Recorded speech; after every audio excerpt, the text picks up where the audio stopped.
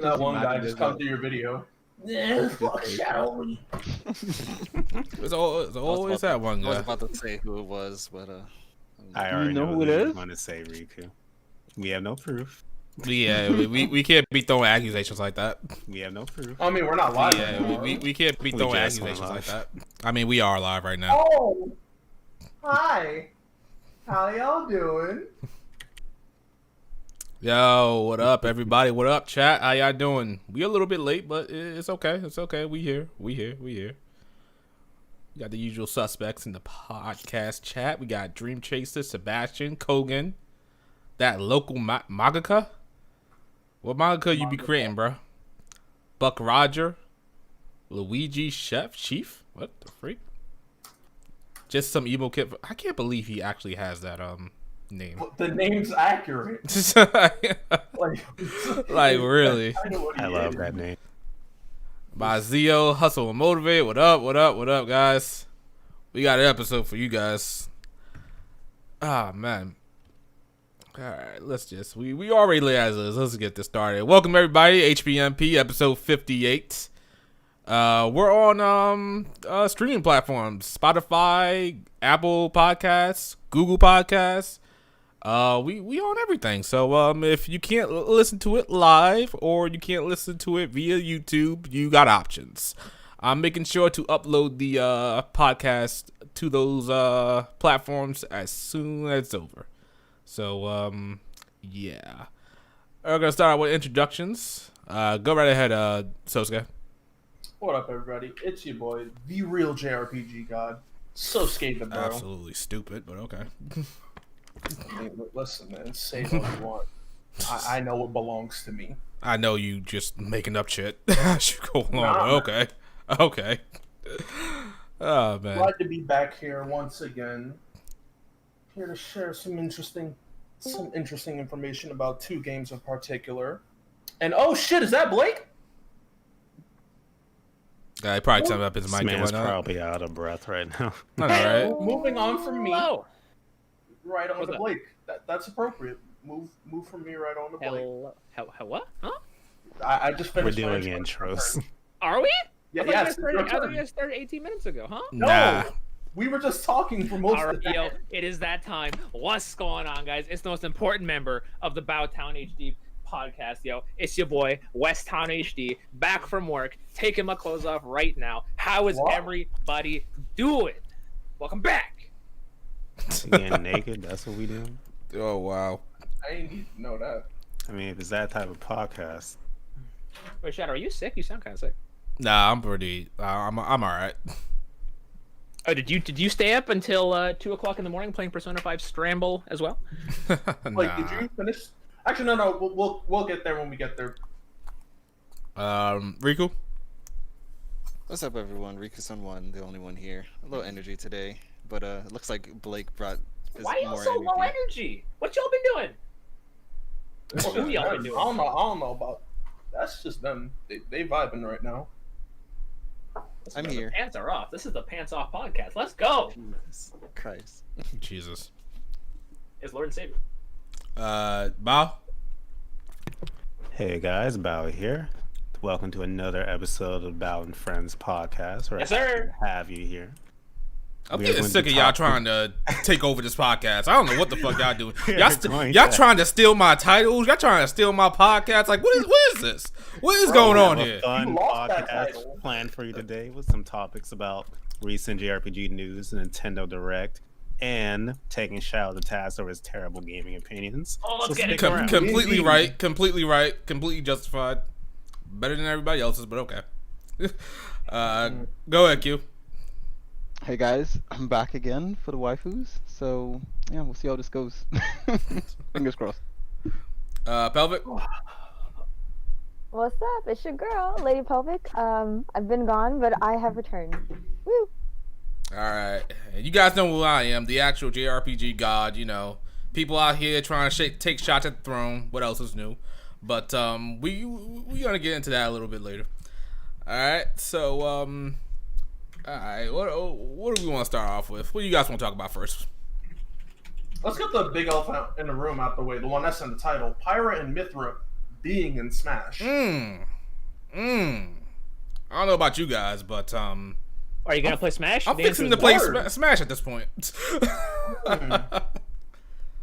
So we had Nintendo Direct. A lot of things was announced, but the biggest thing that was announced by far was Pyra and Mythra making it into Smash without Rex. Kind of. He's there, but we thought he was gonna be like a playable character. He really isn't. I was surprised by his announcement. I didn't think that they would add Pyra and Mythra without Rex. Like I am very glad they did. Personally. Yeah. Same. Yeah, they should have been the main character anyway. Yeah, what's with the Rex hate? Why do people hate Rex? Rex Oh, is He's not him. good at show, and he's just He's kind not of. His characterization, his outfit, his voice acting is shaky here and Listen, there. Elma is a better character than Rex. No cap. Okay, yeah. I haven't played X yet, so We- I can't attest to that. Really can't argue that. But if that's the general consensus, I'll accept that. So, people, Smash Brethrens, why aren't people going crazy for, like, you know, the memes? Like, why aren't people saying, like, oh, this is another sword fighter? What's going on You here? haven't seen? I'd say people are saying people that. have. Shadow. yeah. Oh, people have? Did you know? Did Really? you know, Shadow, that Xenoblade isn't actually a turn-based, or it isn't actually like a JRPG? It's actually just Fire Emblem in disguise. It's actually these characters are just Fire Emblem Word. characters. If you take the Xenoblade music out, and if you take out the Xenoblade music, people will be like, "Yo, this new Fire Emblem character hit different." Bro, listen. If you dropped the Xenoblade name and called it Fire Emblem Chronicles 2, it just fit perfectly. Word. it just makes sense. Like I'd also like to take this moment to say I hate people on the internet and y'all smell like dog water. But, that ass. Yikes. Every time I see somebody make that joke, I go, "Do you leave your room or do you just stare at Twitter, copy and pasting the same tweet, hoping to get likes?" That's what Twitter They're is. hoping to get lives. Yeah. That's what Twitter people have been is. complaining about a new anime sword fighter. That we have too many, despite the fact there's only 24% of the roster. That uses also, sword. That's I what I was think, thinking about the other day. I was like, is there really a lot of sword fighters in Smash? I was like, there can't be. There's too many characters. I don't even think half the roster is sword fighters. And a roster of 84 characters, only 20 of them are sword fighters. The rest are cite either the image in hand-to-hand, Discord. the rest are either hand-to-hand or ranged. Oh Like, yeah, this is ridiculous. What? Are they serious? How y'all complaining about people this? just have a weird hate boner for like anime style characters. It's kind And of weird. It's I like, how have do no you idea hate where that Smash? started. Like, how do Yeah. you hate Smash and anime style when the games over time have always been anime as hell for the time period? Actually, I think the hate started with Corrin in Smash 4. How Corrin was like the last DLC character. Everyone was like, it's another Fire Emblem character, and then everyone just generalized it to another sword character. And I think that's kind of where it started. Because But like, you didn't see no one complaining about Shulker Cloud in Smash 4, word. The Unless you character, were a right? So these, player when it came to Cloud. But, or even Steve. People love Steve. Steve is a sword fighter. Oh, Steve's Yeah. a sword fighter technically? yeah, technically, Steve is a sword. Technically, he is. Yeah. Why is he not highlighted? Oh yeah, he is highlighted. Okay. No. I say I don't think anyone complained about Sephiroth either because he's hot. Oh yeah, that's right. People Are we did. right? Nobody I said actually saw anything plenty of about. people did. People did? Yeah. Really? What? Yeah, Huh? some people people thought he was one of the weaker choices because he's a quote anime sword fighter. He's the anime swordsman. Without Sephiroth, we would not have Virgil the way he is. We would literally just have Dante, but more serious. See, and people, and the thing is, people are saying that like, oh, it's another anime sword fighter. When people are like, yo, Lloyd would hit different, Dante would be amazing. Like Sora? people want Sora. People want specific sword fighters, and when they don't get their specific sword fighters, they say, oh, sword fighters are trash. Listen, bro. Listen. You got a point Alright, about that because I Your get. mom's a whore. I'm gonna tell you like this. As someone who grew up just seeing anime characters with swords, or just people with swords in media, if you had a sword, you were the coolest character in the game. In whatever. Anime, manga, TV show, didn't matter. So, every time a sword character gets added to Smash, it's like, yes, that right there. It don't matter. I want Yuri from Tales of Vesperia. I still get another sword fighter regardless of who they add. as soon as people see a sword, it's like they turn their brain off. Like if you look at Pyra and Mithra's playstyle, Mithra's got like teleportation witch time. She's got like that phazon or photon like teleportation thing where she can like do like a tons of like rapid slashes. They both got like tons of range. Like these sword fighters are incredibly unique, but people see a sword and it's like they turn their brain off. Another thing is that people that haven't played Xenoblade think they're over sexualized, so we're having that conversation on Twitter again. Oh my god, not again. Even though this version of them is censored. Yeah. It's censored to a degree. But the question is, aren't these characters that you have to purchase? Like, if you don't want a character, you just don't buy the Yeah, character. don't buy them. Well, people consider them a wasted slot. Is what their issue is. Like, oh, this could have went to someone else. Because in case you didn't know, Sakurai emailed them personally and said, "I promise I'm going to give you 7 characters that you are going to love. I promise." And that blowjob coming in the mail. Exactly. That's clearly what happened. 100% factual. Listen. I, as a Smash fan, after a certain point, just said, you know what? Sakurai puts so much work into these characters. They're all going to be unique. They're all going to have fun playstyles. Whoever he puts in, I'm going to buy, I'm going to play, and I'm going to like it. I'm with that. I like Because that. I am past the point. I'm past the point of getting angry over characters. Because like, there's 84 characters in the roster. If you get mad at one and you don't even play them, shut up. You don't have the right to try. Like that's like somebody getting mad at a character existing in a roster in another fighting game and going, "Bro, do you even play them?" Now I play charge characters and grapplers. Then why are you complaining? I can get behind if you hate a character because of the mechanics of the character. Like maybe the character is just like broken Bayonetta. or something. Yeah. Is Bayonetta broken in Smash? In 4 She she used to be. was. She actually got banned in Russia, and then they had to nerf her. So. Okay, well then, I can get behind that. But if you just don't like a character just because of their look or because of the fact that you didn't want that character, then that makes sense. Because there's so many characters that are in Smash that personally I don't know. Or I shouldn't say I don't know, but I've never really played the games that they're from, or have no interest in the games that they're from. But I'm just not gonna play the character. That's why people have mains. You know, you pick the guy you like or the girl you like, and you just stick to them. Yeah. That's basically it. Honestly, once they put Sonic and Smash Bros. In Brawl, I never really had the right to complain about anything in Smash ever again, really. Because Sonic, when I was a kid, was the only thing I wanted in Smash. Now I just want Shadow. So Pretty much, I'm the same with Blake, but when it came to Mega Man, once I saw Mega Man in Smash 4, for me, I don't give a damn.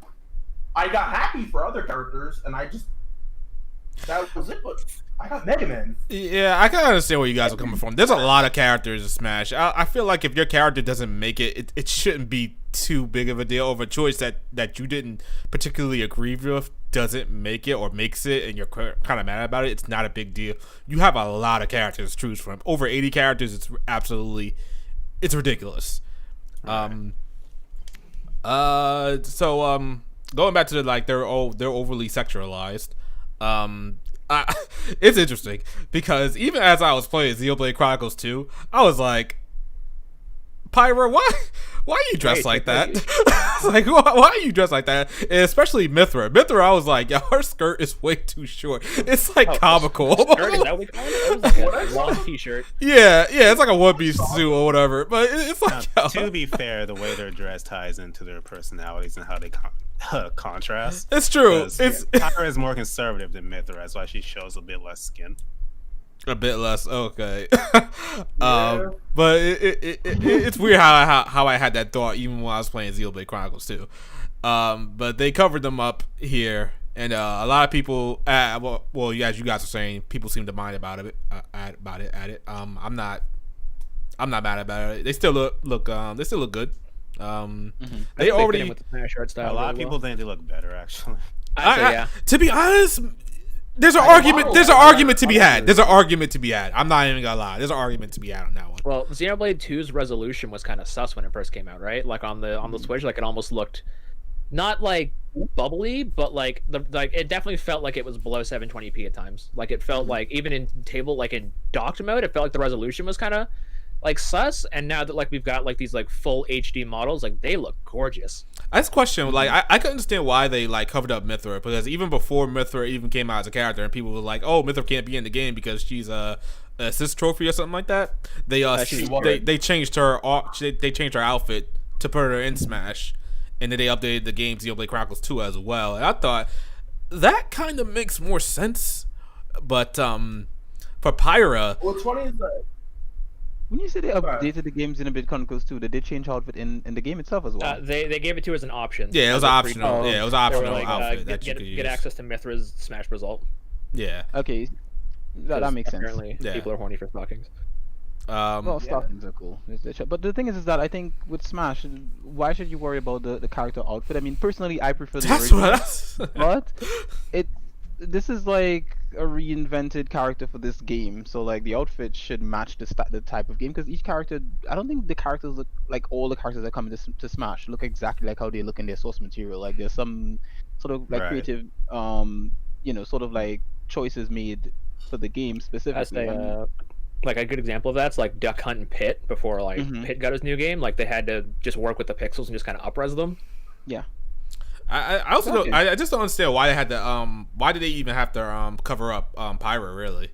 Because I thought the problem was huh? it's just exposed. People are gonna complain. The internet complains about anything. So the more you can do to try to like alleviate that complaint, that's what they're gonna do. I mean, obviously, we don't see the problem, or most people won't see the problem, but there's gonna be that small subset of people who will, and they'll just make a argument out of nothing, I guess. Because I thought like the argument was when Mai got denied was that like you can pretty much, God, I feel creepy even saying this. Like you can look up her skirt or something like that, or you can, like if you can't turn a character upside down without seeing their underwear or something like that, that's a problem. But Pyra's not showing any of that, so it's like Pyra doesn't wear underwear. So it's like, why does she have to also be? Like I said, it's not a big deal, but I'm just curious. I think it kind of just like made her like thighs kind of like extra. I don't know, man. Listen, That's whatever. I don't know. People I saw people just in general saying they didn't like the fact that Smash had another woman, and I was like, we have like 5. Wow. In the game. That's what I was also thinking. I was like, yo, Calm we down. need other female Like, characters. Like This is technically the second solo female character to be added to Smash's DLC. yeah. What's the problem? Yeah, people are weird. People will complain for anything. I've noticed that. Just people will find something to complain about, even if there isn't. Yeah. Exactly. And I mean, whenever I see Salt with like a new, like no matter who they add, there's not going to be a unanimous character that everyone wants. Like they're like Goku? no matter who Sakurai adds, listen, bro, no. I don't agree with that. If Ryza is added, everyone will like Ryza because of All right, no. No. If it's not Ryu no, Hayabusa, reaction. if it's not No, Ryu Q. Hayabusa, the Koei Tecmo rep, bro, just throw the whole character away. No, Q. People are gonna get mad if Ryza ever gets added because they're gonna be like, "Who the hell is this?" Nobody's gonna know who the hell that is. Who is this thick anime waifu? Basically, Where's yeah. the one I wanted? Yeah. But is there? But is there truly a character that I can add where everybody just won't go crazy? Another Mario? Another Like you see, Mario like a something? character that like no one will like. No, everyone will like. Oh, that that no one everyone complain will about. like. Like basically, it won't be a shit show on Twitter. Like people will like. I don't think so, I don't honestly. think there's universally. I don't think there's a way to please everyone with anything. Because I thought Sephiroth would have been that character, but nope. I surely saw a bunch of, especially younger people, like not caring or liking him. What about Master Chief? Like Microsoft and Nintendo have done some collaborations together. What if Chief was added? That would make a lot of people happy, but also piss off other people. Like, oh, I say it probably what's pissed this off Nintendo generic fans FPS who are like, character here? why can't I have Gino? Why did you add the guy with the weird helmet? Where's Gino?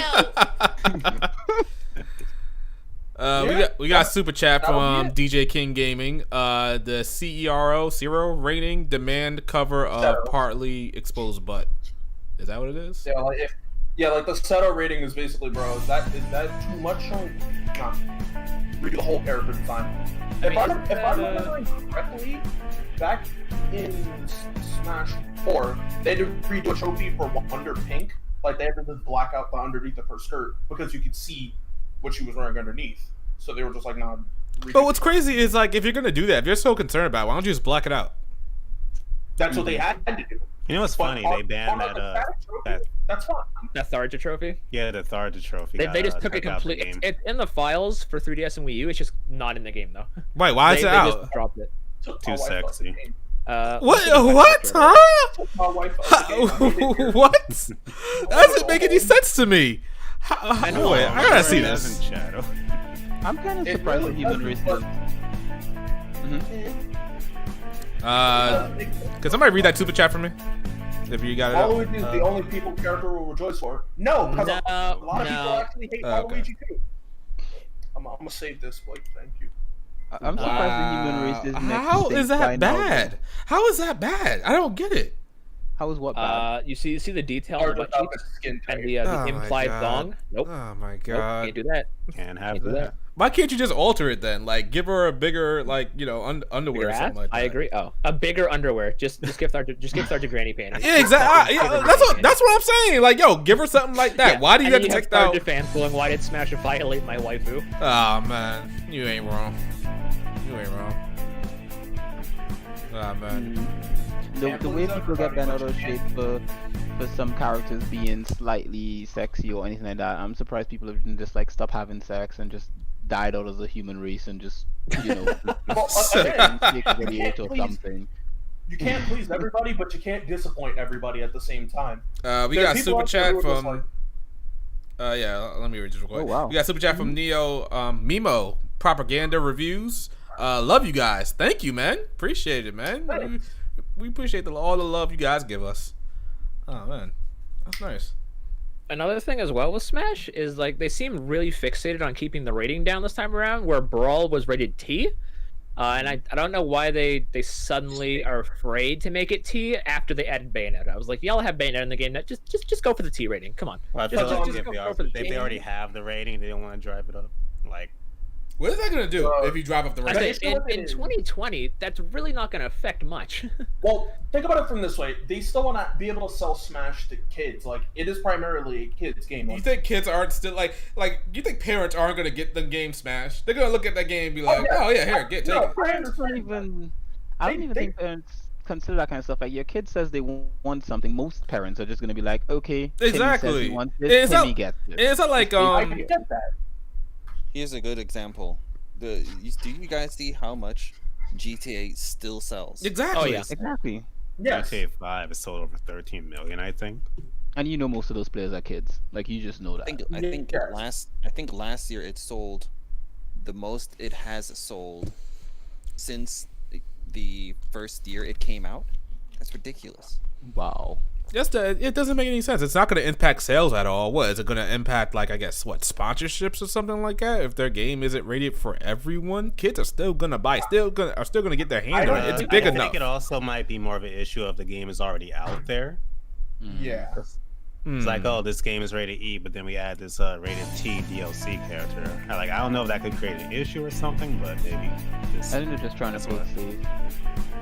Night Fury 1507 says we need the Lord of Calamity Velvet Crow to join Smash. Do you see? Velvet has outfits that would not aren't revealing. That wouldn't happen because Velvet's not priority number one.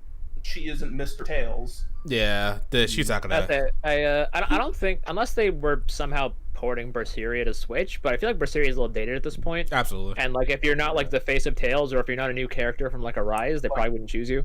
Yeah. Like, therefore, like most likely the three characters they'd add would be Cress Alvaron, who is he's literally the logo for the Tales of series. Right. Lloyd, or the new guy from Tales of Rise. Those would be the only three characters they probably add. Yeah. I think Lloyd could make it because they could probably do a remake for Abyss, and it could work. Remember, Lloyd already Lloyd is from Symphonia. I think he meant Luke. Oh, Lloyd's from oh crap, mix it up. Who's the guy from Abyss again? Luke. Luke, that's the one. He should. I think if anyone would get it, would be him. Then we get complaints that another sword fighter's in the game. Hate to see it. I mean, I get Yuri Lowenthal in Smash again. They already had him on 3DS, so I mean, why not just do a Switch port? Listen, man, at this point, I believe for Smash Bros, no character is off limits. Yeah, like I don't care if they even appear on a Nintendo console. They can still make it. That don't get a chance are literally assist trophies. That's it. If you're an assist trophy, you already lost this fight. Wait, wasn't Pyra and Mythra assist trophy? What were they before? They weren't. They were spirits.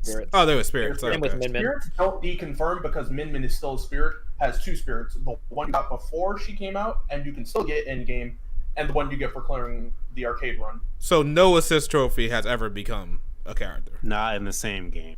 Yeah, like from a previous game, an assist trophy has become a character. But I still feel like Little Mac, he's no longer an assist trophy. He's playable. Same with Dark Samus. And Charizard. Oh yeah. Oh, that's right. I forgot about that. Q, I don't know if you want to read that super chat or not. Ryza would be a great pick. Since 2 just came out, that is true. We are not pushing the Ryza agenda. I'd say keep in mind as well that the Smash character, like the DLC, was decided a year and a half ago. Yeah. Godzilla knows what we're talking about, right? Ryza is life, you know. Oh, God. It is, and I think the moment that everyone accepts this and decides to put Ryza as a DLC character and everything. Legit question, Q. Would you still like Ryza if she wore a nun outfit? If she wore a nun outfit, you know, the funny thing is that I don't actually like nun outfits. I went to a Catholic school. So no, the nun outfit does not work for me for some reason. Hold up, Q. I got a question for you now. But yeah, shout out the Code Dizzle for the super chat. But did you beat Ryza 2? No. Oh my God, you doing There it is. you doing all this hyping for you beat the game. Here's the thing. I started Ryza 2, and then East came out, East 9, and I was like, you know what? I'll come back to Ryza and give it the proper appreciation it deserves after, and I'll just focus on East for now. So I'm focusing on East. I haven't dropped Ryza. It's there. It's just waiting for me to return to it. Also, I was streaming it, and it seemed like people appreciated East more. So I was like, okay, well, fine. I'll just switch to East because that's what people wanted. So yeah. Okay, fair enough. That's what I was trying not to do because like I figured, let me get Ryza. And then I was like, I could ask to get East early, but I was like, nah, let me finish up Ryza before I try to do anything else. Because knowing me, I'll probably never get back to it, or it'll take me like a year. All right, I will get back to Ryza. I'm gonna come back to it because I mean, for one, I like the game. I like the character. I like the story so far has been good. I'm just trying to get through East, and I'm not rushing East. I'm taking my time getting through it, but I'm moving at a faster rate than I usually would. But I have no intention to do East a second playthrough. I'm just gonna do one playthrough and then jump back to Ryza. Okay, So.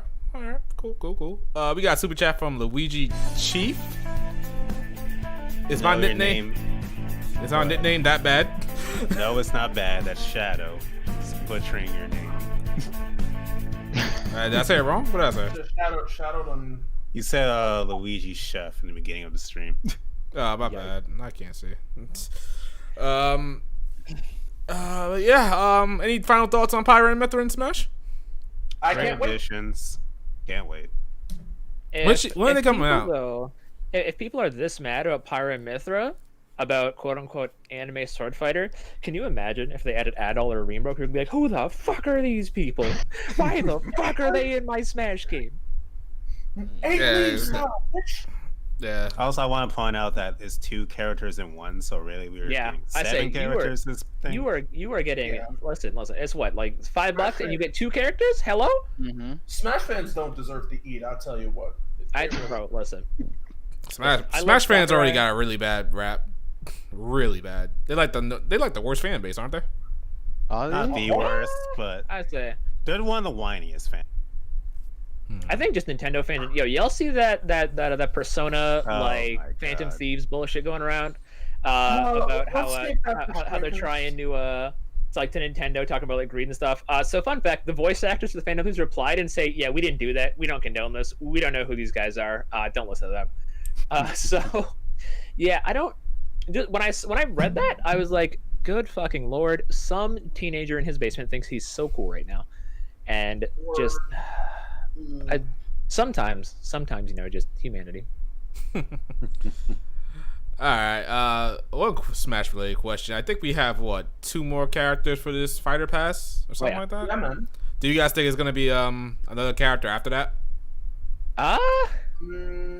Well, I don't know if we'll get another pass after that. I mean, I want to say no. I want more because I'm just a greedy bastard. But Smash is my favorite game ever. I honestly think after this fighter pass, there'll be 2 more surprises. 2 more. You think two more there's gonna characters? be that many? Two more. There's gonna be 2 more fighter passes. No. I'm sorry. 2 more characters. Yeah, 2 more characters. 2 more characters. Even then, I don't see it. If they release this with, cool. Because I think Smash has as much legs as Grand Theft Auto for the most part. Like this game can't really ever die. Really. Well, Sakurai himself said he There's like no way to improve on this game in the next entry. He's not even sure what he'll do for the I'll next say entry. with the roster they have now, any future Smash games would be a downgrade. Or But like, I'm honestly nobody- fine with them just keeping this game and upgrading it all Exactly. the time. Treat it like a Blizzard title. Just keep adding stuff to it. Or like you don't have to have Sakurai behind it. Without the Let supporting China part. that- yeah. Nothing. I'll be right back after that one. I think if, Not they, going for if, the if jugular Nintendo on that. does what people think they're gonna do and releases a Switch Pro, I think then they will get more, because I mean there would be more reason to keep. They can just upres everything and then just say, hey, we're making more characters now. Yay. We're gonna get a NVIDIA RTX as a playable character. If we can find one, because I can't find one. Goddamn. Oh damn, you're right. The DLC is gonna sell out. What happened? What I missed? He said NVIDIA RTX is going to be a new playable character. Shall say No. if you can find one. Super chat from Acebreaker. Please let Sakurai move on and make a sequel to Kid Icarus Uprising. Honestly, I think after like Ultimate, I feel like Sakurai's just gonna retire. Like I don't think he's gonna make any more games after Ultimate. How old is he now? He's getting up there. It's probably nearing 50. No, I know. I think he's over that at this point.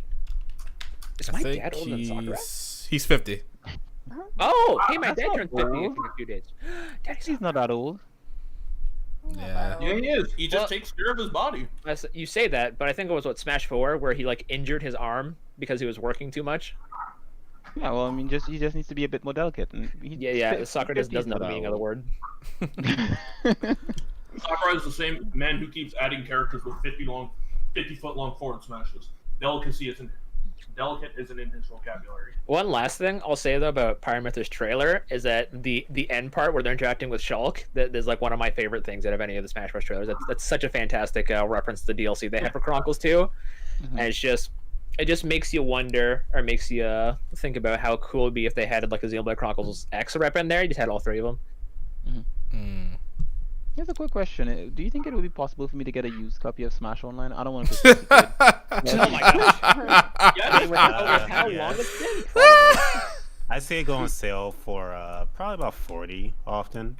Like I got Mario not Kart on like special that. occasions. A Another Nintendo game special on sale? occasion. Oh man. I got a copy of Mario Kart off of a guy for how much? Yeah, He took like 20 pretty- for it. Yeah, you told the story, and he was a total gamer. Yeah, he was a total gamer. You know. I love that story so much. Alright, that's it for Pyra and Mithra and Smash. It's great. I look forward to playing it. What it coming out in March, right? You say you look forward to Shout. Do you even own the game Yes, anymore? It's coming out in March. I have to open the game. I got it digitally. Would you say that would you say that Pyra and Mythra Shadow are a more hype inclusion than Joker from Persona 5 for you? No. Because he didn't make you play the game. No, absolutely For not. me, it would be Pyra and Mithra. Also, we For- got a super chat from Acebreaker. Please let Sakurai move on and make a sequel to Kid Icarus Uprising. Pretty sure you read that. Pretty one sure we already, read that one right? already, Yeah, bro. that was read Did we? already. Yeah. Did we? Yeah. Come on, Bob. Keep I up. What you think doing? you're all lying to me. Nah. Anyway.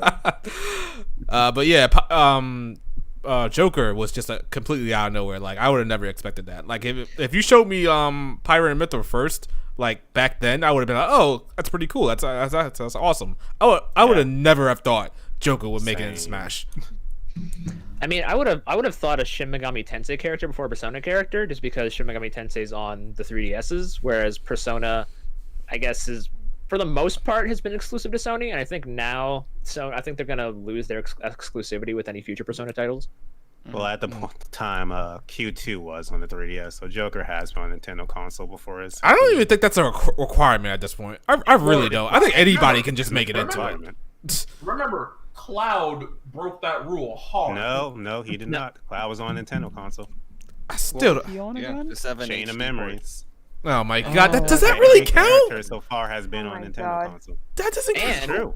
and It they does added, count. they also ported FF7 to Switch like a couple years later. So That's true. All right, let's go shut down the Smash talk. Let's move on to our next you can topic. never shut here. down Smash. Smash is Smash. You guys want to go in on Persona 5 Strikers? Oh yeah, yeah, man. Yeah, man. All right. Let's talk about it. I personally haven't been able to play it that much. PC port has been lackluster, to say the least. I'm hoping to play it in the next couple of days. But from what I played, seems like a really good Warriors game for the most part. I'll let you guys take Are you it. calling it Yeah. lackluster because you can't play it full screen? What happened?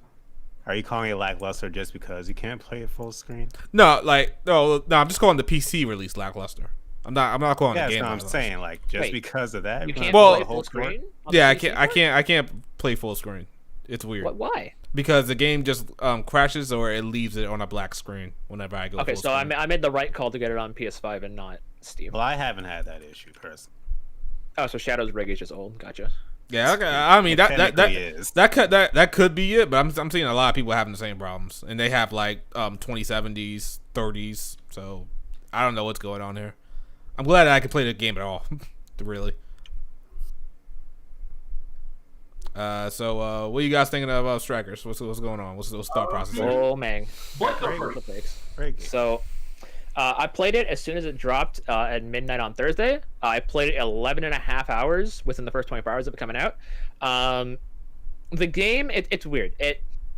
In my opinion, it doesn't feel like a good Persona game. It doesn't feel like a good Muso game. It feels like something on its own.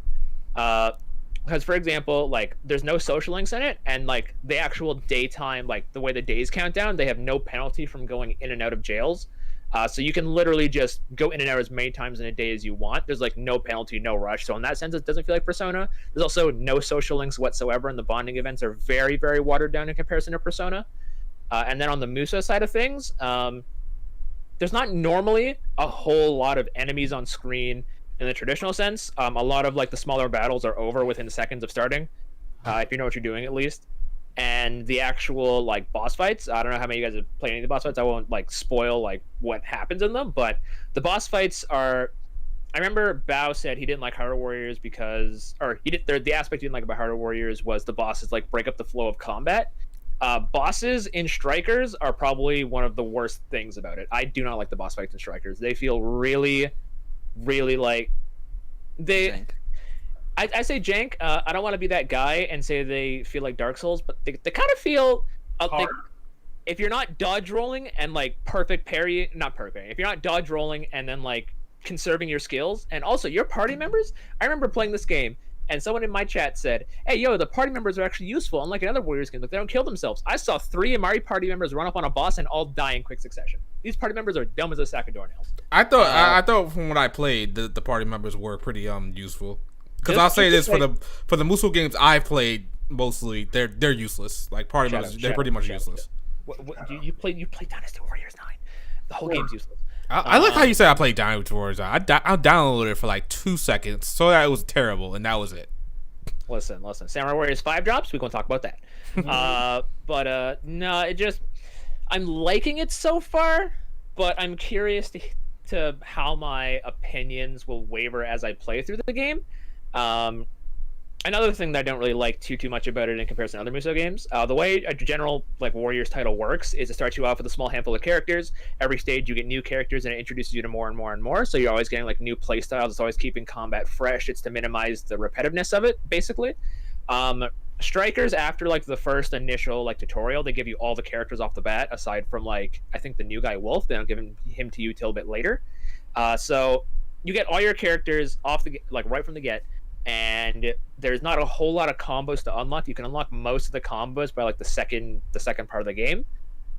So in that sense, it feels like the characters they don't feel as like fleshed out as like some other Muso characters I played as. And I was under the impression that changing personas with Joker would like change up his moveset a bit more than it actually does. When in reality, it just changes the skills you use. So I in heard the Showtime changes though, right? the Showtime stays the same. It's just the persona in the Showtime changes. So it might change the element. Like if you have Arsene, it might be Curse element, or if you have a wind like Pixie, it might be Garu, so it might be wind, that sort of thing.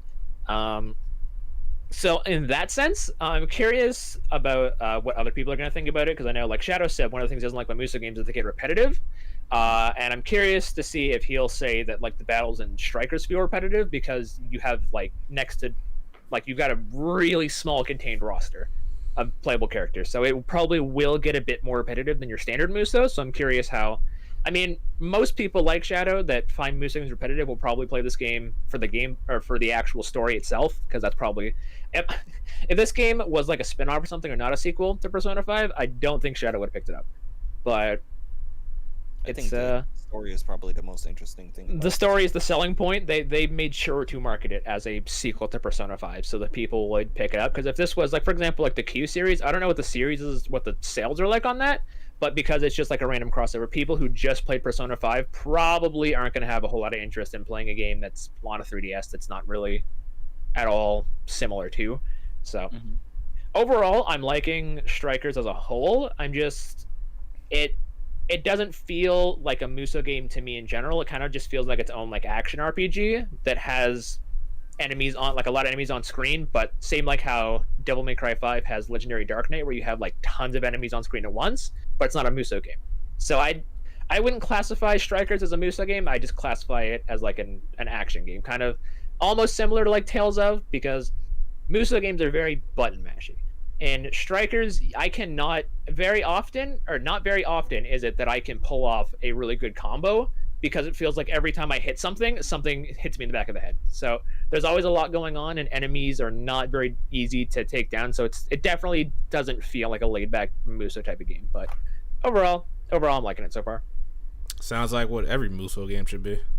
Shadow, did you listen to a word I said? Without being loud, no button mashing. Yeah, you actually got to worry about combos. Okay, all right, cool.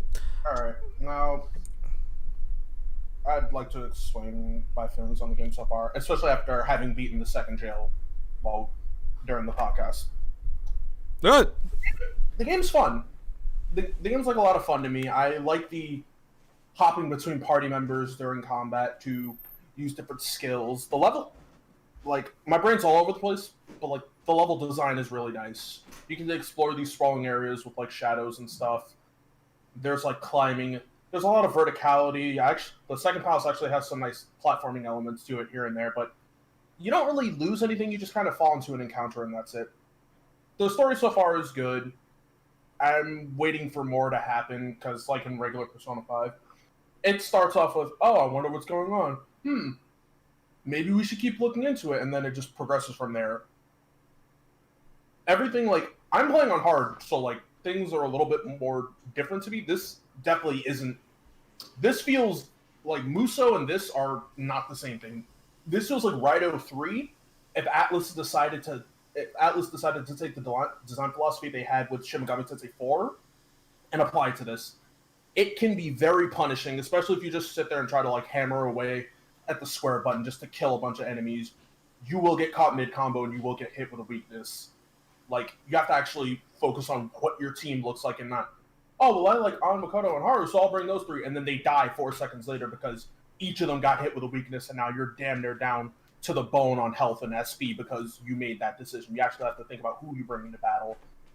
You also have to think about, like, what combos you decide to go for here and there, because I've noticed that some characters get buffs activated when they do combos. Like with Yusuke, he has a combo where he'll jump up and do a bunch of slashes, and at the end, he'll get Matsuka Kaja, which can apply an auto dodge to you that'll save your life. It's better to use that over the long one that just ends in Bufula or Bufudan or whatever you have at the time.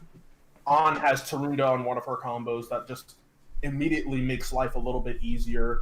The first boss killed me, I think I want to say 7 times before I got a perfect idea of how it goes. I personally love the bosses. They feel more like it's not just, oh, keep hitting them with weakness, lock them down until they die. It's more dodge the attacks, pay attention to patterns, watch out for the names, and act accordingly instead of, damn, I really ate free damage because I was doing what the game told me to do. The way you guys describe this, if every Muso game acted like this, I wouldn't have any complaints against them. I'm just saying. I wouldn't play them. I'm playing another game beside this called Kamen Rider Bachelorette Sosei. That is a Muso game, and it's pure sword. But it's also one of the more interesting Muso games because Kamen Riders have different forms they can change into. This and Strikers are separate, but the idea philosophy of don't sit there and press one button is very clear. I say Bachelorette Sosei is harder the scramble so far, like I'm both like in terms of level, I'm in the same area, like level 25 to like 30ish. Like I'm getting to like the 30, like I'm getting like the beginning of level 30, and I could say Bachelorette Sose will actually make you suffer if you sit there and only press square. Same with strikers. You can't just sit there and go, yeah, I did it. All right, where's the story cutscene? You actually have to pay attention to what you're doing. Like, overall, the game is so far is good. I'm pretty sure I'll end up liking it by the end, unless the game decides to go, hey, we're going to take out all the things that make the game fun. Which I hope it doesn't as an action RPG, because Kingdom Hearts 1 did that with Hollow Bastion. They take your Keyblade and now you're not having fun. I hope they don't hit me with one of those segments of just anti-fun. Now the game has to be unnecessarily hard. Okay. Also, the comedy. Also, there's a funny joke with the second boss mentioning like mentioning a spell name. It's really clever. Also, protect Sophia with your life. Oh, she yeah. She is a precious entity. She truly is humanity's companion. Like, Oh, Blake, did you catch who the voice actor for? Oh, is? you know it. That's why I like her so much. You know it. I'm like, is that my girl Toa? Bro, listen. The new Oh my characters, goodness. Zenkichi and Sophia, they are amazing. They are amazing. yes. Riku, I'm sorry, by the way. They fit it. I recognized her as Toa from Tokyo Xanadu over Cold Steel. Jesus. I was like, oh. I mean, it's the same It is character. literally the same Yeah, same character, character, so it doesn't really matter. I just know Riku doesn't like Tokyo Xanadu. Oh, and another thing I forgot to mention about strikers really quick. In Persona, when you're fighting a boss and you discover its weakness, you can swap in your party members to who you want. You have 4 party members and you cannot change them in battle. You can swap between the 4 of them, but for example, if you're fighting an enemy who's weak to thunder, like a boss fight, and you don't have Ryuji with you, you're ass out. You have to kill yourself. Oh, and reset the entire battle with okay. your party member around. That sounds like That- just a normal RPG. That is garbage. Okay. Bao, I think you're playing it too, right? What do you think? They said a lot of what I feel, mainly the issues I have with the game, but overall, I am enjoying the game. I agree with what they said about how this kind of doesn't feel like a Muso. Yes, you have the Muso gameplay of X, X, Y, etc. But I think just the way the game flows is very different and not what I was expecting. I was not going in expecting like any type of challenge in this game, especially because, Persona, the games have been getting easier. But it's like what Blake said, where if you don't bring the right element of a character and you're fighting something strong that's weak to that element, you cannot really do anything about it except die, which I'm not a fan of. Like, it's one thing if you fight an enemy, you just have to work harder. But to be like to the point of, well, you're just going to die because you didn't happen to bring the right party member, because you have no idea of knowing that fight is coming up. I don't really like that. I mean, like that isn't that's the same for any RPG, any JRPG boss battle. You don't know what's coming up, and you might not have the right party members, so you pretty much die, and you gotta restart the battle over again. The issue with that is that in other You should always RPGs, have an opening. You should always have an opening to beat an enemy. That is bullshit. you can compensate That's bullshit. somehow with other things. Yeah, exactly. You should be able to compensate. doesn't You don't have to no. necessarily have weakness, but no. If I I may definitely say, agree with that.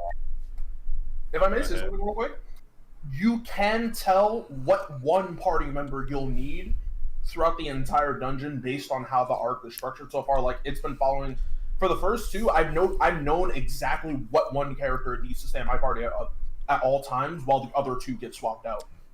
Like, I immediately figured it out because of the writing and how the dungeon and enemies are laid out. You're like, oh, this person has to stay in the party because they just need to be here. And when I got to the boss, I was like, oh, I was right. The only way that's not an issue is if you do a boss battle and there's no like save point or anything like that, or there's no auto save or anything like that. You gotta trek all the way back to the boss, and you only lost because you didn't have a certain party member in your party. Oh, But yeah, most That's literally what they said, JRPGs, though. but That's literally what they said. That's literally what they said. They said you just kind of have to die and then restart the whole level again. Is that not what? no, that's not what they said. They didn't In mention that. this, if you die in a boss fight, you can just retry even on hard mode. Okay, so yeah, just go back and Okay. readjust your party. Okay, wait. So you could just retry. Can you switch your party members, or you instantly Yes, you retry can. with what you have? Okay, When you so- die and go to hit retry, it'll ask, would you like to bring up the equipment menu to change out who's in your party. Oh, Okay, so that's not a First, problem. Yeah, okay, first that's it'll different. insult Alright, your mother okay. and say, "Do you want to play on easy mode?" Oh, I got hit with. Okay. Do you want to play? I got hit with. Do you want to play on easy on hard? I sat there and stared at that screen for 10 minutes. Like this game really thinks I'm a joke. Okay. Also, besides bosses, there's random shadows you can come across that are just stupidly OP. Like, because you all know the flow of Persona and Shin Megami Tensei spells, right? Like Augie, Augie Lao, Augie Dine. In the first dungeon, you can find an enemy with like a Dine level spell. Yep. Ouch.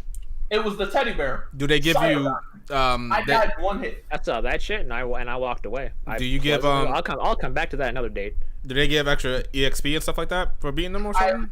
I looked it up. It's tied to a trophy, and they do reward lucratively, but you're not beating them at the beginning of the game. It's definitely meant to come back like later. Kind of talks about death.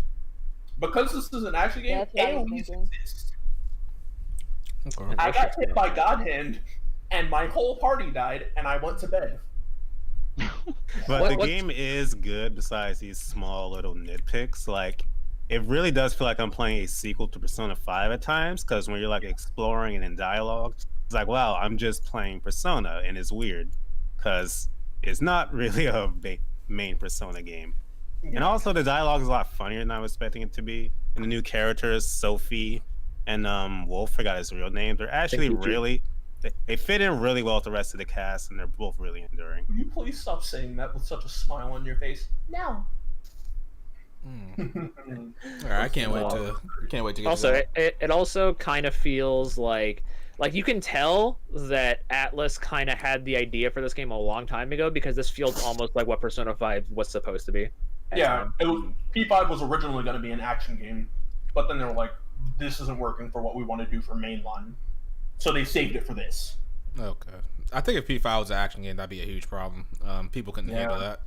Also, like Blake said, the fact you get everyone off the bat kind of kills. Kind of hurts it. Yeah. I kind of wish they'd Because you have slowly nothing else to introduce look you to them. forward to in terms of gameplay, really. That makes sense. They should have split up the characters. Because like during most Musa games, like towards like the final chapters, you normally like ramp up the characters you get. Like you normally get to play as a lot of villains. And I think it was Bao who said that would have been cool if they just randomly had you play as the main villain from P5R, just randomly, because that would have been dope. But I don't know what they're gonna do for the end of Strikers. It'd be dope if they like let you for like one stage play as like Sentinel or something. But we don't know if they're actually gonna give you like kind of like how whenever you're ramping up towards the end of a game, like I know like for Sonic games, like you got like that final fight where you like turn like Super Sonic, and it's always like super dope. It's just a matter of, are they going to change up any of the move sets or give you something? Like Age of Calamity was terrible, but they gave you Awakened Zelda, which is one of the best characters in that game, and she's got like funnels and stuff, and she can like rain down like lasers from the sky, and it's like she's like God. So they always in Muso games they traditionally give you the best. Oh, Sophia, press. Yeah, basically. So for this game, it's out. Finally came out in English about a year later from freaking Japan. Are we thinking this is the last Persona 5 milking? Nope. No. Not until No way. Ultimax. They're gonna milk this series for all it's worth. I mean, if people keep buying, they're gonna keep making. That's basically how it works. Mm-hmm. So, I said, I think once we have a fighting game for 5, then I'd probably be like, okay, we'll probably get a new game sooner rather than later. But unless the people, for whatever reason, people are oddly fixated with Persona Kart, and I don't know why, but everyone's really fixated about that. So I can see Atlas just doing that. That's something that started with Persona 4, and somehow it bled over into Bloodborne, What? where people are just Yeah, like, I no, heard Bloodborne about card. that. Wait. Did Alex Mukala spark that? No. This started like a long time ago, back when like right after Persona 4 came out and they announced Persona 4 Arena. Like then. Bro, they're gonna have Joker, Yu Narukami, and a door and a cart. It's gonna be great. Jesus. they should just put it in Mario Kart. You know, does Mario Kart get DLC characters? Mario, we haven't gotten anything. Yeah, new Mario Absolutely Kart. not. Please. Shadow, I answered your question in the chat. Yeah, that's alright. So I think that's it for Persona 5 Strikers. We got any last thoughts on it? Buy it, play it, but do not compare it to Muso. Yes. Has anyone played it on the Switch? I played the Put it on demo on PS5. the Switch. That was Ew. enough to convince me not to get the real game. on Ew. it. Q, if you look up load time comparisons between PS4, PS5, and Switch, the PS4 can load like the main game in like 10 seconds. PS4 is like 20. Switch is a minute and a half. Oh, I didn't touch on that. This game is freaking beautiful at 4K 60 frames. Do not play it on Switch if you have the option. Yeah. It's great on Appreciate the PS5 as graphics. well. Alright. Just wait for the Switch Pro then. Oh my god. Good luck. Why do people keep thinking that's happening? I'm still bigging on Watch that happening, Nintendo's though. next console isn't even a Switch console, and it doesn't support any current Switch games, and it won't play them at all. Like, just imagine that, bro. Nintendo straight up said we're not making a Switch Pro. Everybody. And it's still not Switch 4K. Pro. I say Nintendo and 4K I don't think we're gonna get 4K until like the next once they have 12K. Nintendo's gonna be like, oh, 4K word. Because remember when the Wii came out, they were like HDMI. Pfft, no one's gonna use that. Okay. Yeah, right, Nintendo. Okay. I think my Alright. biggest problem with Nintendo is the fact that they insist on this what do you call it? The Nintendo Tax, the sale, virtual whatever. console thing. The tax sale sucks too, but it's the whole virtual console thing. The idea that you can't just like they sort of like drip feed these games out, these like classics. Like look, just put everything they there. drop them from their nuts whenever they feel they need to. They Like don't how really is have a Wind schedule Waker for not it. on the Switch yet? When They people should have start Wind anything, Waker. it's a problem. It sucks. We Okay. need Wind Waker, man. Take, all Wii U games should be on Switch by now. Like everything that was on the Wii U should be on the Switch. You know. I mean, I think it's up to the developer. Yeah, plus some Wii U games do rely on the gamepad more, so it's like you gotta retool and rework everything. Like the big ones, like Wind Waker, Twilight Princess, and Xenoblade, you can easily work around without the gamepad since Pikmin came out and they had an easy fix for that. But games that like actually like stuff like Nintendo Land, where you actually require the gamepad for multiplayer, that's never coming over. They might get like a Nintendo sequel. Land. You also But- gotta really revamp Xenoblade X to be less cumbersome without the game thing, whatever. Gamepad. Well, see, all you did was manage the nodes in that game, right? You say that, but there was tons and tons and tons of them. I'm Man. sure you can delegate that to a button. I'm hoping. You could. I'm You hoping. could. All right, let's go on to our next topic here. I'm not sure if a lot of you guys played the demo for a project. Hell yeah. The best named game of all time. Triangle strategy. Triangle Strategy. No, triangle strategy. Bro, call it Infinite Undiscovery 2. That's a better name than this. Like, seriously. Alright, unpopular opinion real quick. After a while, I think I've warmed up to the name. That would be fine if this was the Oh, official man. name. Oh, man, please, no. I mean, it Love makes of sense. I mean, like I don't think people were like, "Hey, Octopath Traveler." That sounds like a bomb ass name. It And then just they sounds like just a game, the name for a game. This just sounds like Wait, but a it literal placeholder. Triangle But Strategy. wasn't there something they were calling it before they chose Octopath? Nope, it was just Octopath Traveler. Nope, it was Project Octopath Traveler. Yeah, that's what it and was then, called. Surprise, surprise! It became Octopath Traveler. What's the thought process for this game, guys? What are we thinking? Day one amazing. The demo really impressed me. I need to play the demo. I still haven't played. I haven't played Strikers. So essentially, if you're a fan of games like Final Fantasy Tactics, not just in terms of gameplay, but in terms of tone, with like heavy political drama, you'll probably love this. You had the tactics. Pelvic, did you play the demo? Nope, sure did not. Wow, I thought you would be all over this one. Oh wait, do you like tactical games? No, I'm. Oh, okay, I guess not. I guess Like, I not. haven't tried. I don't think I've tried a grid one. Like, 'cause I know, like, when it's like 3D ones, like I guess like Fire Emblem or Lost Dimension, I actually kind of seem to enjoy them. But Is on a grid. Is it the fact that it's like 2D no, sprites is starting you wait, off? oh wait, hold on, wait, new Fire Emblem is on a grid. Yeah. It's always Three been. houses. Mhm. It's always been. It's always on grid, yeah. Oh, I That's did not not Fire know Emblem that. Warriors. Even Carbon Warriors has a grid. Yeah, like you just hit the Oh, wait. perspective switch, but when it goes to your enemy turn, it's still a grid. Huh. I did not know that. Nope. All right. Well, I haven't played Fire Emblem as you can see, but Fire Emblem to me it looked like more of like a 3D like again like Lost Dimension or there was one or like Valkyria Chronicles where it's not a grid per se, you know. I enjoyed those tactical games, but I haven't played a grid one. I don't know. Grid ones scare me. I'm going to play it. Like I plan on playing Final Fantasy Tactics maybe, but I think you should start off And I with had Fire Three Emblem. Houses. Wait, you played yeah, Three that's Houses? probably what's gonna happen. Oh, okay. Yeah, I have Tactics and I have 3 houses. Yeah, 3 houses is very Not really forgiving, looking so forward to it. you Alright, should have thank an God. easy time with that one. Yeah, I have Triangle, whatever the fuck, on my Switch. I just haven't worked up the desire to play it. Just Frankly. keep in mind, probably with Fire Emblem newer games are 1 easy, 2 they let you turn off permadeath. So Yeah, plus that's stressful for you.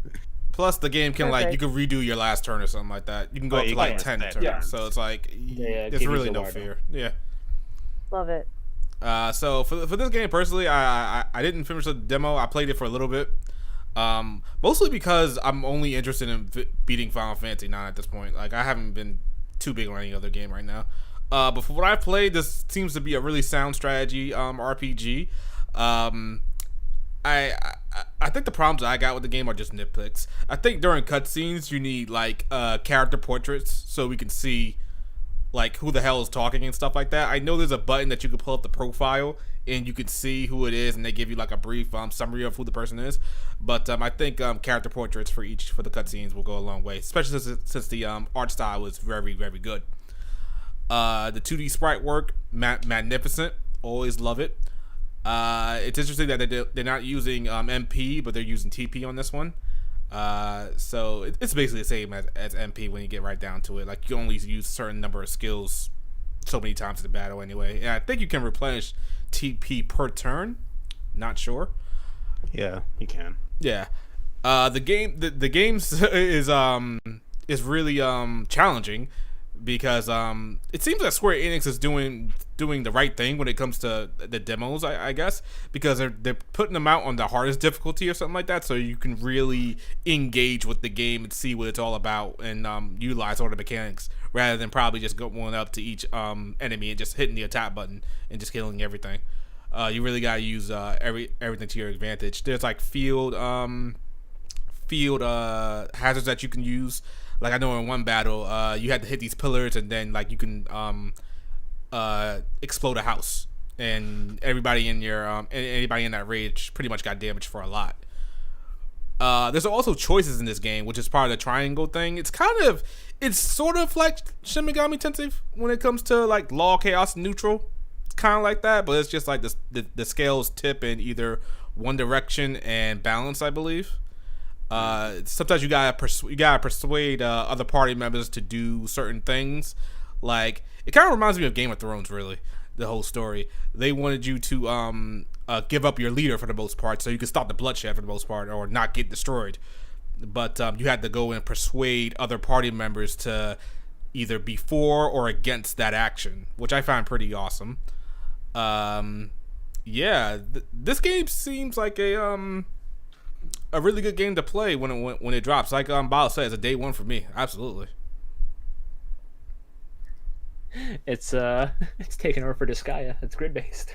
Oh, That actually kind of reminds me, like when they do like the voting for whatever decision they make, because they go to the scales for their decisions, and it kind of reminds me of Disgaea in that way when you have to do like the voting in Disgaea when you want to pass a law or a skill or something like that. I forgot what it's called for Disgaea. Kind of reminds me of that. Dark Assembly. Thank you. It also has for battle. Also has like the indicators from Fire Emblem 3 houses that tells you who attacks who, or if you go into this range, this many characters could possibly attack this one character. Yeah, it's a lifesaver in a hard game like this. But yeah, I'm just questioning what's going on with Octopath Traveler 2. They really announced that early. Then if they were making this game. Octopath Traveler too. Yeah, That got announced? Oh, Yeah, it did. yeah. It got announced, Are you referring like- to the mobile game or? No, there was the mobile Octopath game Traveler 2 and got Octopath Traveler 2 got announced at the same time. I swear I don't remember this. No, they definitely did. I'm going. I'm looking this up now. They prioritized the Wait, mobile in the game. Nintendo Switch Direct? No, I think it was just In news the that recent dropped. one? No, not in the recent one. No. This was a while ago. Probably at this point, it's probably like a year in ago. October. Yeah. October, yeah. Octopath Traveler sequel console game development update. Yep, it's they announced it a What while is ago. this? Yeah. So I don't think we're getting Octopath Traveler 2 for a while. It'll probably. I I don't think Octopath 2 is Octopath 2. I think it became this. It might have. I think that's what probably happened. Like they were probably doing some things, and they said, you know what, let's change it up and do a. I say tactics game. when I first saw it, I was like Octopath 2, and then I saw the grid-based like Fire Emblem like combat, and I was like, oh, now I'm interested. It's Yeah. it's weird. I like the style though. I like it for this game. Oh, think it I love works. this engine. Yeah. Cool. This is Unreal, isn't it? Yeah, should be Unreal. It's like 4K 2D. Exactly. Interesting in the chat, Mazio said they want dual audio, which is interesting because I thought the voice acting was fine. I may have thought like when I was first played it, I thought it was like pretty like borderline bad because it sounds like maybe some new voice actors on it. But as I kept playing it, it gradually got better. I don't know if I was just getting used to it, but There was one character in particular I felt their voice acting was kind of weak, but everyone else was fine for me. yeah, it's weird. So yeah, they should definitely have dual audio for this one if they don't want to hear those complaints. But yeah, that's all our thoughts for Project Triangle Strategy. Change that goddamn name and make it be something. I don't know what it is. Name it Triangle Strategy. Oh my god! I think somebody in the chat said try strategy or something like that. Same thing. I know, but like like put a vote or something like that. Like get some opinions from the fans what you should call the game or something like that. I don't know. Scale Octopath Tactics. Octopath Tactics. Yeah, that's better. Like that would be better. And that's better for like recognition for the most part. They think it's an Octopath Traveler game. They probably say, "Oh, they can't call it Octo." Yeah, because because 8 3 people. Yeah, it's true. They can call it Tripath. See, Triangle Strategy just grows on me more and more with every debate. Like, honestly, I honestly think that's a bad name. I think people aren't going to be like, if you get like casuals introduced to the game, they're going to think it's boring. It's a boring ass name. Someone in the chat says I already saw casuals already crapping on this game for looking boring. Nah, man. Why not Triple Judgment? It Triple involves Judgment. that sounds like a wrestling move. That's better. That's better. Almost anything is better than this. Than what we got here. So please don't call it Triangle Strategy. That Square Enix font can make any word look sexy. They could write like Raging Boner in that font, and it would just slap it on a case. Somebody on Twitter, don't do it. Still a better name than Triangle Strategy. All right, I think we're good on Triangle Strategy. Seems to be a good game. We'll be getting day 1. Hopefully, it gets the same warm reception as Octopath Traveler. But then again, people aren't built for the tactics life. So, do you guys? Okay, they said it was coming out in 2022. Y'all think it's early 2022 or like? Because that seems pretty far off. Probably early. Yeah, that should be early. That should probably be early. There's no reason. We got a demo here. Spring, I guess. Yeah. We have a demo here. It seems pretty meaty. They even got voice acting in it. I'm pretty sure they're nearly done. They're gonna probably like do some touch-ups when it comes to the balancing and whatnot. I don't think they're gonna drastically change the whole game up. So I would say early 2022. You know what? For a Square Enix title, it's a good thing that they're giving us a further release date as opposed to a sooner one. Got that right. Sure. Once it's polished, I'm happy. Alrighty, guys. We got almost 100 people in stream, watching stream right now. We appreciate you guys. We appreciate it even more if you hit that like button. Love it so much. What he meant to say was, there's a lot of y'all in here, and you're freeloading. Hit that like button or leave. Thanks. Watch it drop down to 30 viewers. Hey man, listen. He said it, not me. I mean, that's probably why I was thinking it subconsciously, but I didn't want to say it out loud. All right, let's do a real quick topic on for the next one. Tales of Vesperia Definitive Edition out here, sold 1 million copies at this point. You love to see it. Now, my question for what's you the Metacritic guys. Shut up. Oh my god, stop. My question for you guys is this a good thing? Like, I get like selling 1 million copies is good, but the game has been out for how long and it just sold 1 million? What was it? 2019? 2019. For something that wasn't super advertised plus an old game, I think it's good. Yeah. Also, I it was agree. the last Tales game they released because we haven't had a Tales game since it. That's the most recent one technically because Arise is the next one after it. So it just makes sense that's the one that's currently selling. I mean, Yeah, it felt like it took forever personally, but I mean, like, congrats, like, good job. but I Yeah, just that's what feel I'm like, saying. you know, Yeah, It just feels like it took a long time. yeah. Yo, Capcom would look at that and be like, yo, 1 million sales in 3 years, failure. Oh, Square Enix will look at that and say, this is absolutely trash. Like, what were we doing? Why did we even make this game? Capcom would say a million sales in a week, not throw the whole game away. I mean, they should be happy because I mean, you're basically selling a game that you made ages ago and you just sort of like remastered, and the cost of remastering a game compared to like making the whole game itself is gonna be way less. So the money that you make on that on a million sale is still that's hugely good. It gives them the idea that hey, let's remaster everything we make and people will buy it. That's basically it. We'll make more money. They should, because I hear so many people talking about, oh, we want the Tales of well, was it Destiny? We want that one. They want that one to be remade or re-released, remastered. Tales of Destiny 2. Yeah. So Destiny 1 and 2. So we'll see about that one. My question is, this kind of like goes a little bit off tangent, but I kind of feel Tales of Arise is kind of going to be make it or break it for the Tales of series at this point. Really? Why do you think that? Make it or break it. Berseria sold well, didn't it? I don't like. Yeah, what does the Berseria sell? I can look it up real quick. Because I don't think it. I don't think it did numbers like that. But what's its Metacritic score? That's true. What's his Metacritic score? But yeah, I kind of feel like Arise, if it doesn't make a big splash, If it doesn't arise above the average. As of 3 years ago, Berseria sold over 1 million copies. that's still not good. Definitely not for Bandai. Not for a new title. There's no way. Do they expect the Tales series to sell like that though? I feel like they kind of don't. No, That's one argument. Tales should sell But big, actually, you know? That's one argument, but I can compare previous sales if you. yeah, yeah. That go off. I think modern Bandai wants it to sell, but I don't think they're gonna sell it as a game. I think they're gonna sell DLC. I think that's how modern Bandai thinks. Like, we'll sell DLC and make the money that way. So Asteria sold almost 1 million. Exilia 1 sold 1 million. Exilia 2 sold only 500,000. Races F, ouch. Not Yeah, even see, like 400,000. it's just Everyone should going down. appreciate perfection. Not That's even okay. 400,000 for Grace's F. It breaks my heart. See, it's going down each year, What? and I feel like the production values for the game are just going up. So it's like they're not really making all that bank back. Like if this is anybody else, like I want to say like Falcom or something like that, it's probably like whatever, it's cool. But for a Tales game, they're trying to become mainstream. Like Tales is pretty niche, but it wants to reach mainstream status. You I don't think think- Tales of is niche? I don't think it's as popular as say Persona. Tales is niche. I say in the West, yeah, it's definitely Yeah. compared to other They- RPG they- series. I think so. Yeah, they wanted to reach Okay, a certain what like. other conversation. RPG series other than Final Fantasy is Remember Tales that of co- niche too? Persona. Tales of is conversation? it's niche. A It's a conversation we niche. had.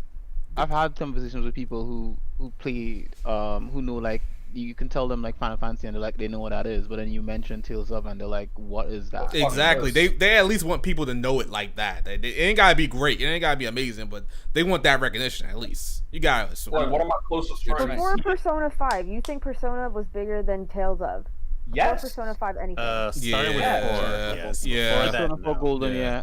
yeah. I had this neighbor of mine who this guy is not like, he's one of those gamers you would consider who'd play like your Call of Duties and so forth. And he came over to me one day and told me he was playing an RPG, and I was like, really? He was like, yeah. And I was like, what is it? And he told me he was playing Persona 3 on PS2, and I was like, say what now? And he's like, yeah. And he was like, it's kind of cool, the characters shoot themselves in the head and stuff like that. And he didn't even know the name. He was just telling me about these characters who shoot themselves in the head, and I was like, oh, Persona. And he's like, oh yeah, that's the name.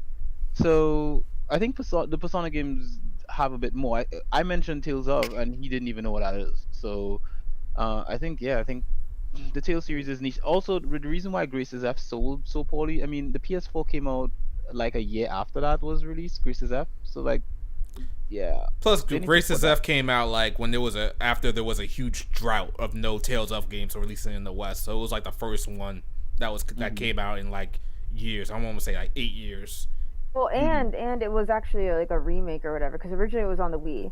Yeah. in Yeah. Japan, and then it came out on PS3, and it was like a remake. Tales of Grace's F. Blah blah blah. I think that game deserves one more chance. I think if what you I- remastered it on current consoles, it would sell better. Yeah, like if it came to Switch, Steam, and PS4. Because Exactly. But, It's a late PS3 game. I think they have to market it right though. Yeah, they really Like, they I gotta put some like the marketing out there. gameplay mainly, not so much the story and characters. No, Yeah. just hire people who are like really good at the game to like show off gameplay stuff, Yeah, and like they- intersplice it with story cutscenes here and there, but not in spoilery. Yeah, I they, mean, kind of like how when they make a new fighting game, they'll get players who played the last fighting game to come in and play the game to make it look cool. Yeah, pretty much. That's not what every Smash Invitational's been about, except they leave items on because they hate competition. I was saying there was this like tier list of like popular JRPGs in this day and age, and it consists of Persona, Final Fantasy, Pokemon, and Dragon Quest. And at this time, it doesn't seem like any other JRPG franchise can really reach that tier. Like everything else is like either second or below it, and it seems like Tales of is trying to get there. exactly. That's why they wanted to get there at least. We ain't saying it gotta be as big as Final Fantasy or even Persona 5 at this Like if point. there was, They wanted if to we be were in the name a second conversation. tier list of popular JRPGs. Tales of is like right there. Yeah. To a certain extent, I kind of wish Bandai didn't have the Tales license. Like, I wish someone else owned it for some reason. Maybe like Nintendo or something or whatever. Because I know Bandai's focus, as a publisher, their focus is heavy revenue. Like, if you look at like most of their recent games, it's heavy DLC focused, and Koi does the same thing, but Koi still focuses on niche, and they try to stay in their lane. I feel like Bandai is trying to go very mainstream with everything they do. And I don't know. I mean, Arise could be great, but I don't have the highest hopes for it. I think I've said this before. Like, I'm not the biggest hype for Arise. I like the previous art style of Tales games before, but I'm still gonna play it because it's Tales of. So I'm hopefully, concerned for Tales of Arise gameplay wise. Yeah. I'm so concerned why we haven't seen anything from it in what, a year and a half now going on. Yeah, about. Isn't like the Tales Fest coming up, or did I miss that? Oh yeah, it is. That's a damn good point, because even with the whole COVID thing, they should have put out another trailer at this point. They should have something else to show. Like maybe the same gameplay, like the same snippet of gameplay they showed, but just maybe with a UI at this point or something like that. Maybe that was what, 2019? Yeah, when we first saw that. Like some character trailers here and there. Like what is going on? Like, why is this taking forever? I don't understand that. That don't make They're no too sense. busy working on Scarlet Nexus. That could be it. It also depends on how their studio is set up, because some studios, it was easier for them to sort of switch to working remotely. Others weren't equipped for that. So I don't know how Bandai's studio is set up, but I've heard from developers who had to switch to working from home. It wasn't easy. Like, sort of like uploading doing something and then uploading it to the server to try to for it to be tested or whatever have you, and then waiting for it to download back again, and the whole thing was cumbersome. I've heard developers quit because of that. Like, said, I'm done. That's true. So, it's interesting because like that was kind of the opposite for me, because when I used to go into work, my computer and like the server at my job was just terrible, and it was just like the computer would be slow all the time. But as soon as I started working from home, everything goes so fast. So yeah, it's interesting. Yeah, Tales of Arise, it's got to do out here. It's got to make a splash. I ain't saying it got to be amazing. I ain't saying it got to be the second coming of Jesus. It's just got to make a splash. It's got to get enough people talking about Tales of outside of, oh yeah, Lloyd is from Symphonia. Exactly. Isn't this also the longest gap without a Tales game ever? Is it? I have to look it up, but maybe. I think so, yeah, because I'm pretty sure Exilium 1 and 2 released like yearly, or maybe 2 years after. Yeah, I do remember Tales of getting a lot of flack because they released games so fast after a point, and people were complaining about that. And now it's like a drought. Which, again, I don't get me wrong, I'm hyped for Arise as much as the next person, but I don't mind this wait. Like, I just don't. I think in this way, they really... I'm sorry. Continue. So, yeah, I think... I don't know, I don't mind this wait because I think they're working really hard at it. Like the graphics alone are already a massive improvement. So I do think they're trying to take it to the next level, and because they have to take, you're right, they do. It does have to make a splash. So I don't know. Like, I understand, people want to see just even a crumb, even news. Just like, hey, I think that's fine. If we got like a little news, would be nice. But I'm patient. So I think it's just the personally. fact they've already shown us it. Probably wouldn't have been as bad if they just didn't show us the game yet. They It's like, probably oh, I would've wonder when a been new out by Tales now. game is coming. Instead of, wow, when's the last time we've seen Arise? Is there something wrong with it? Sort of like that. This kind of reminds me, Yeah. Riku, of I'm sorry, Pelvic. Were you gonna say something? No. Go ahead. Yeah. Riku, this kind of reminds me of what the East games and what the Trails games are going through right now. Like they kind of had the same engine for a while, like the Tales games, and now they're finally like branching out and doing it differently. Like having all brand new engine and it looks completely different. I think a thing is when it comes to certain franchises, they go through this period of like really releasing a lot of their games during this time, and then as they get bigger, their games in regards to their release dates slow down. Like if you remember in the 90s, Final Fantasy games were coming out back to back to back, and then we moved to PS2, it slowed down, and then PS3, we got like one. It was like Final Fantasy 13 was like the only one. Technically, Final Fantasy 14 as well, and then PS4 it was. Yeah, PS4 was Final Fantasy 15, and then now we're on PS5. It's like we get one Final Fantasy game a generation now. When back in the PS1 days, we got 3. The SNES, we got 3, and then NES, we had 3. And then the same thing with Tales of, like you guys mentioned before, they were coming out back to back to back. They were just coming out, and then now it seems like they've reached a point where they're slowing down. I think Trails is at that point where they're releasing it back to back to back, and it's probably going to, they're just going through that phase. I'm seeing that franchises go through. What I was going to say before was in regards to Tales of, at least during this drought, they should at least have. I'm sure it doesn't like cost that much to get a team that could put together remasters. Basically what they did with Vesperia Definitive Edition, remaster the game and release it on Steam, Switch, and PS4. All of those games that came out stuck on PlayStation 3, they could bring those to Switch, Steam, and PS4 during this drought, because if you're a Tales of person right now, like, you're not getting anything right now. You have 0 bitches. I mean, like, you got Tales of Cristoria. I mean, what's Jesus Christ, are you serious? I ain't gonna tell no Tales fan. I ain't gonna tell nobody who's getting into Tales of, like, hey, you like Tales of? Should I play Cristoria? Me. I'm gonna hand you a suspicious link. You're gonna download Tales of Destiny Director's Cut. Here's a translation guide. Have fun. I do think the wait wouldn't be as bad if we got at least one port of one of the Tales games we never got here in the West, or maybe even just like Graces. Exactly. I feel like we got like One either port the PS3 era games or like PS2 and PSP. Yeah, it wouldn't be bad. How much revenue did Tales of Vesperia Definitive Edition give Bandai Namco? Does anybody know? Don't know how much revenue. No, we know it sold 1 million. That's about it. All right. I'm sure it's a lot. The definitive edition alone, or it overall? No, the definitive edition by itself. Okay. I'm sure it's a lot. They sold 1 million, and yeah. How much was the game? How much was it again? Was it like 30? At launch, I think it was either 40 or 50, but it always goes on sale now. Yeah. $40.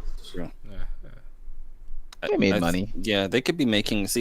During this like quote unquote drought, they could be making revenue off of the port, bringing the ports over and using that to help Arise.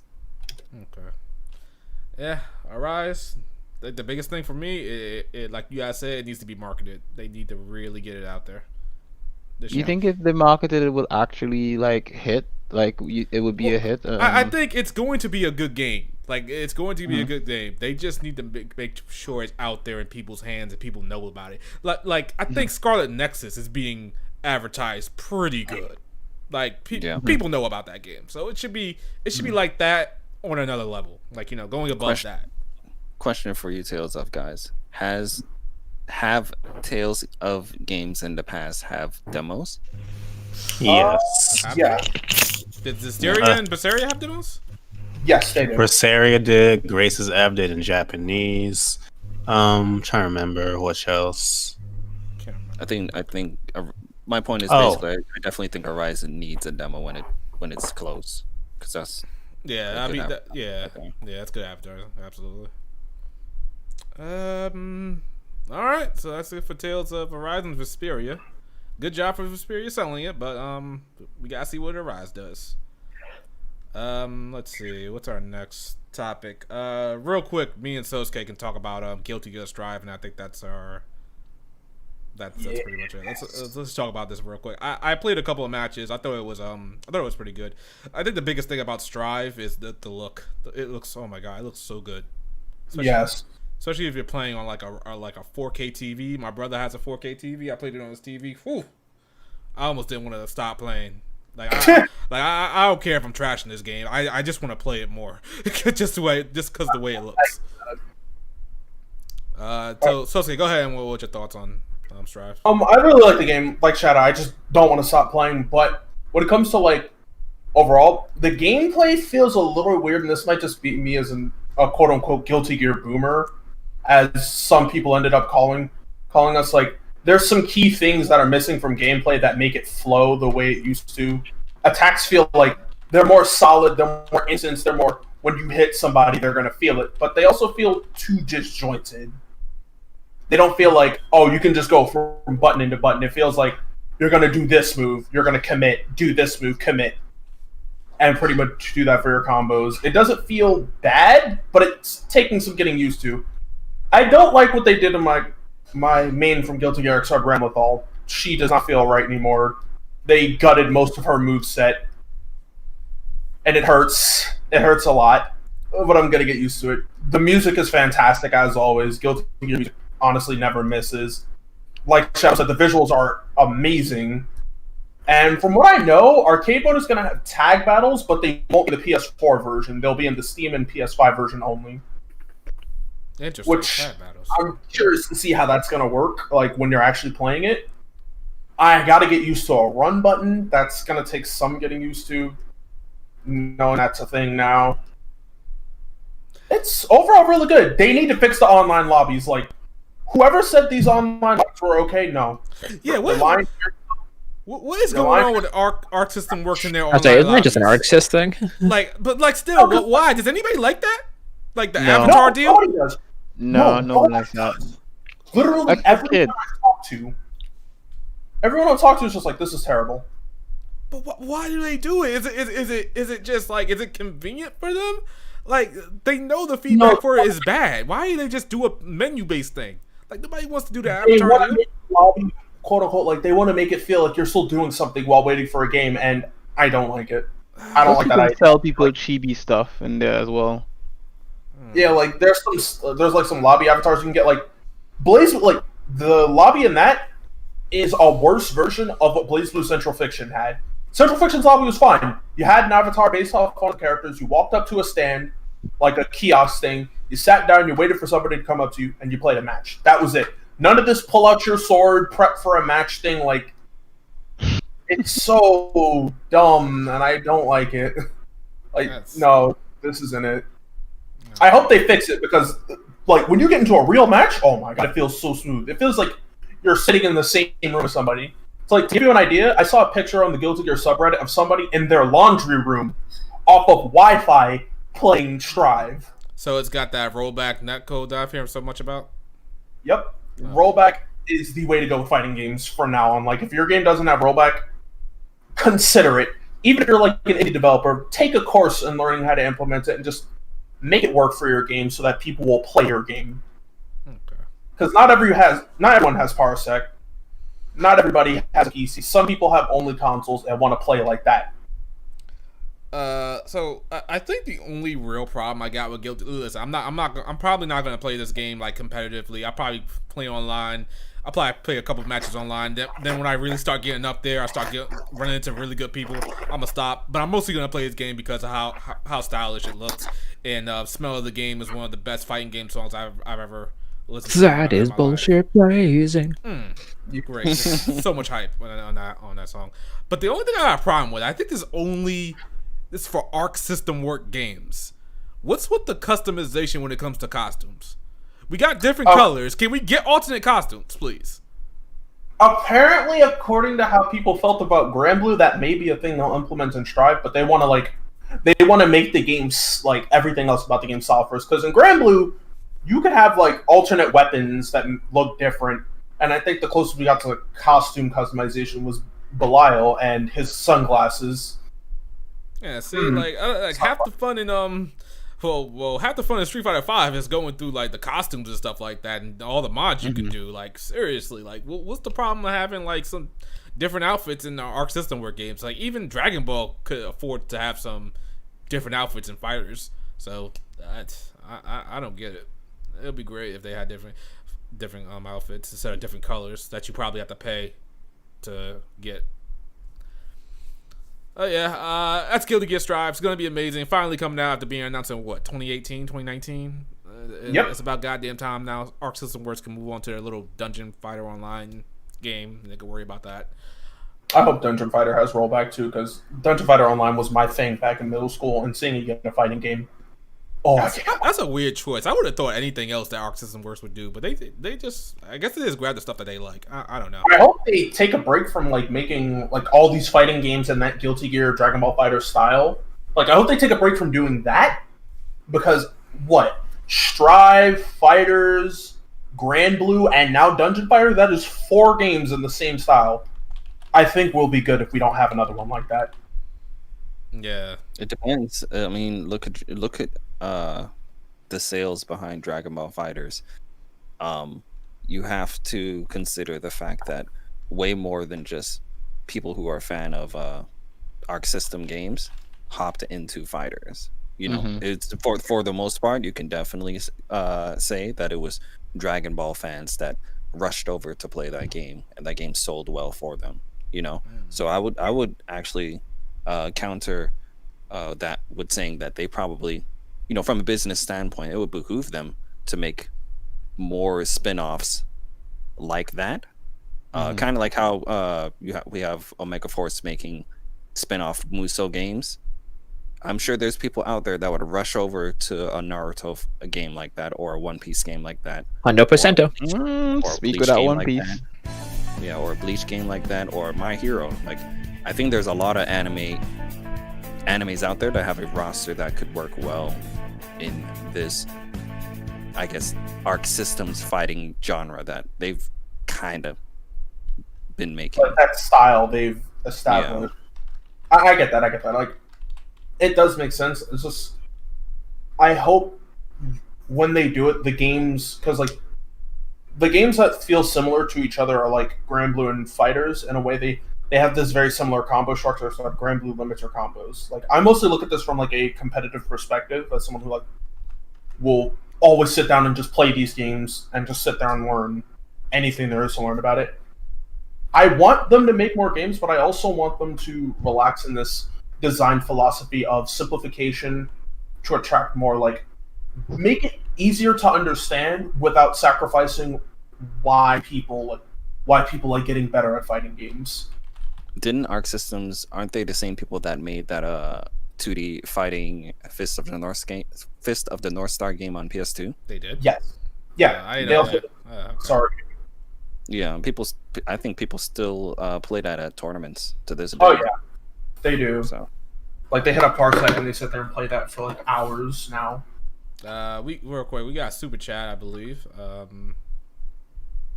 We got a super chat from Duo Beard. Yo, I'm late. Hello, Shatterly HD, HPMP, JRPG podcast. What up, bro?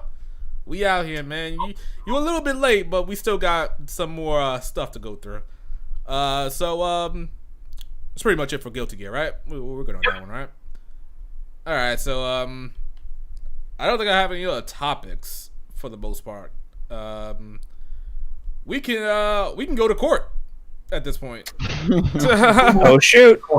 Someone call the police. We can go to court right now, guys. All right, so apparently there's been some crazy stuff happening on the podcast with some members on the podcast, and we gotta take them to the task. All right, couldn't be me because I just have immaculate taste. We all know this. Well, 1 second, Wildclass said, let's wait when Arc System makes a V2 or fighting game. Now, let me tell you why I'll become the only shill for that, and I will tell everybody and their mother to play it. just because they need to. All right. So, yeah, let's get this started. I say we should start with my court case. My court case is I'm bringing Riku up on charges. All right. Oh. This man's I'm making this man guilty as sin when it comes to being a Falcon fan. All right. In this particular case, he kind of messed up here in my view, because of course it's me. So you guys know how this man Riku is completely and utterly just what's the best way for me to say this without sounding crazy? Sucking off Falcon. He calls himself the Falcon. Well, Falcon's fire. Finest. Yeah, finest, fire incarnate and stuff like that. Like seriously, this man, he lives and breathes their games. So you would think when he knows when somebody else is playing one of their games that, you know, he would give him heads up about certain things. So I was playing East 8. It was on my backlog, and I finally got around to finishing it up. This game gave me no indication that there was going to be a true end, like at all. Like nothing could have prepared me for this. And this true end is really meaty. This is not like, oh, it's an extra cutscene at the end or some Kingdom Hearts BS with 5-second cutscene at the end. No, this is like an extra dungeon, an extra boss battle, a boss battle that's really important, mind you. Like really important. That's really just gonna shake the foundation of the whole game. This man Riku did not warn me of this. Did not warn me to say, hey Shadow, you might want to go for the true ending on this one. And I would ask, okay, how would I get the true ending? And I would have just took it from there. But I beat the game and got, I think, the normal ending, I believe. And that thing was lackluster. So I'm saying guilty on this one, because he should have warned me on this. You guys just heard the story. What do you guys think? Is he guilty or not? I mean, he didn't tell you, so he's guilty of not telling you. Are you saying he should have told you? Is that what we're discussing? He should have told me. He definitely should have told me. He knew. I didn't ask because I didn't know there was a true ending. Like, how could I possibly have known this? There was no way for me to know. And he knows I was playing it. I was playing it for a good couple of weeks, and I was telling him about my experience with the game. And nowhere did he say, Shadow, go for the true ending. Well, I don't think he's obligated to tell you. I mean, some people, for example, like, I hate to be told that shit. I like to go in completely blind, whatever. And if I'm told it, then it's not the worst thing, you know? But I don't think he owes it to you to tell you. I'm just saying, I'm saying this. If somebody was playing Persona 5 Royal, and he was telling me all about it, and I didn't tell him to go for a certain person's social link so you can get the Royal content, I would be an asshole for that. I don't think that makes you an asshole. Like, just play the game, though. Okay. No. That's an optional thing. To do, I can't say his name, but to do a certain social link, you have to do it in order to get the Royal content at the end. The quote unquote true ending for that game at the end. I'm being put on trial here. May I speak now? Go ahead, man. Go ahead. So, I will hold a little mini lowercase l for not letting you aware of this true ending, okay? Little mini L. My response to this is maybe I have told people in the past about the true ending. Hey, I'm sorry to interrupt you, but I'm pretty sure you told Pelvic when she was playing it, but you didn't tell me. If I so recall, I do remember telling her about the existence of a true ending. Okay. But like I said, my response to this is, we're not dealing with just a regular gamer here now, are we, people? We are dealing with the JRPG god, are we not? Self-proclaimed. Right? Self-proclaimed, okay? Actual so factual, while I'm talking with him, I am already under the impression that you knew that there was a true ending, because I assumed that you would have looked up something in regards to the game. Okay, so kind of like what you do with other JRPGs. Like, did anyone tell you that there was, a true ending when it comes to other games? Is this the first time that you've played a game where you've missed the true ending? Not the first one, no. But the previous Ys games don't have true endings, so how would I expect it from this series? That's true. So when it You comes, have a point there. so when it comes to like looking things up, I don't look things up when it comes to games. Unless I'm at a point in the story where I don't know where to go next. That's the only thing I'm looking up. I don't look up boss strategies. I don't look up anything else, whatever. I don't look up none of that stuff. So if the game has a lot of missable stuff, you just miss it. I pretty much, yeah. I'll just keep going. Wait. Have you played I'm this the week? same way. I'm sorry, what? Have you played the Suikoden games? I only play Taylor Keys, whatever it's called. Wait, what? Pear Creek. You mean the one That's the The strategy, strategy one. one. Yeah. Yeah. Okay. I'm Now- interested in your thoughts on 1 and 2. Now, people are saying it's you easy can't- to get the true ending in East 8, but I would argue that it's not that easy because they are missable quests. So if you didn't do that, you could miss some quests. And plus, I did like I want to say a good like 95% of the quests. Like I wasn't just rushing through this game. Like I did the quests. I found all the castaways. I got the map percentage to at least 96%. And I was thinking about just doing 100% because I wanted to see the whole island. But I still didn't get the true ending. And I'm just sitting Did here. you not do the raids? No, I did the That's raid. I did the actually raids. I did the raids as well. Anytime a raid You're came up telling and me all the you options, did- I still So didn't. you're I still you're didn't get it. telling me you did majority of the side quests, Yep.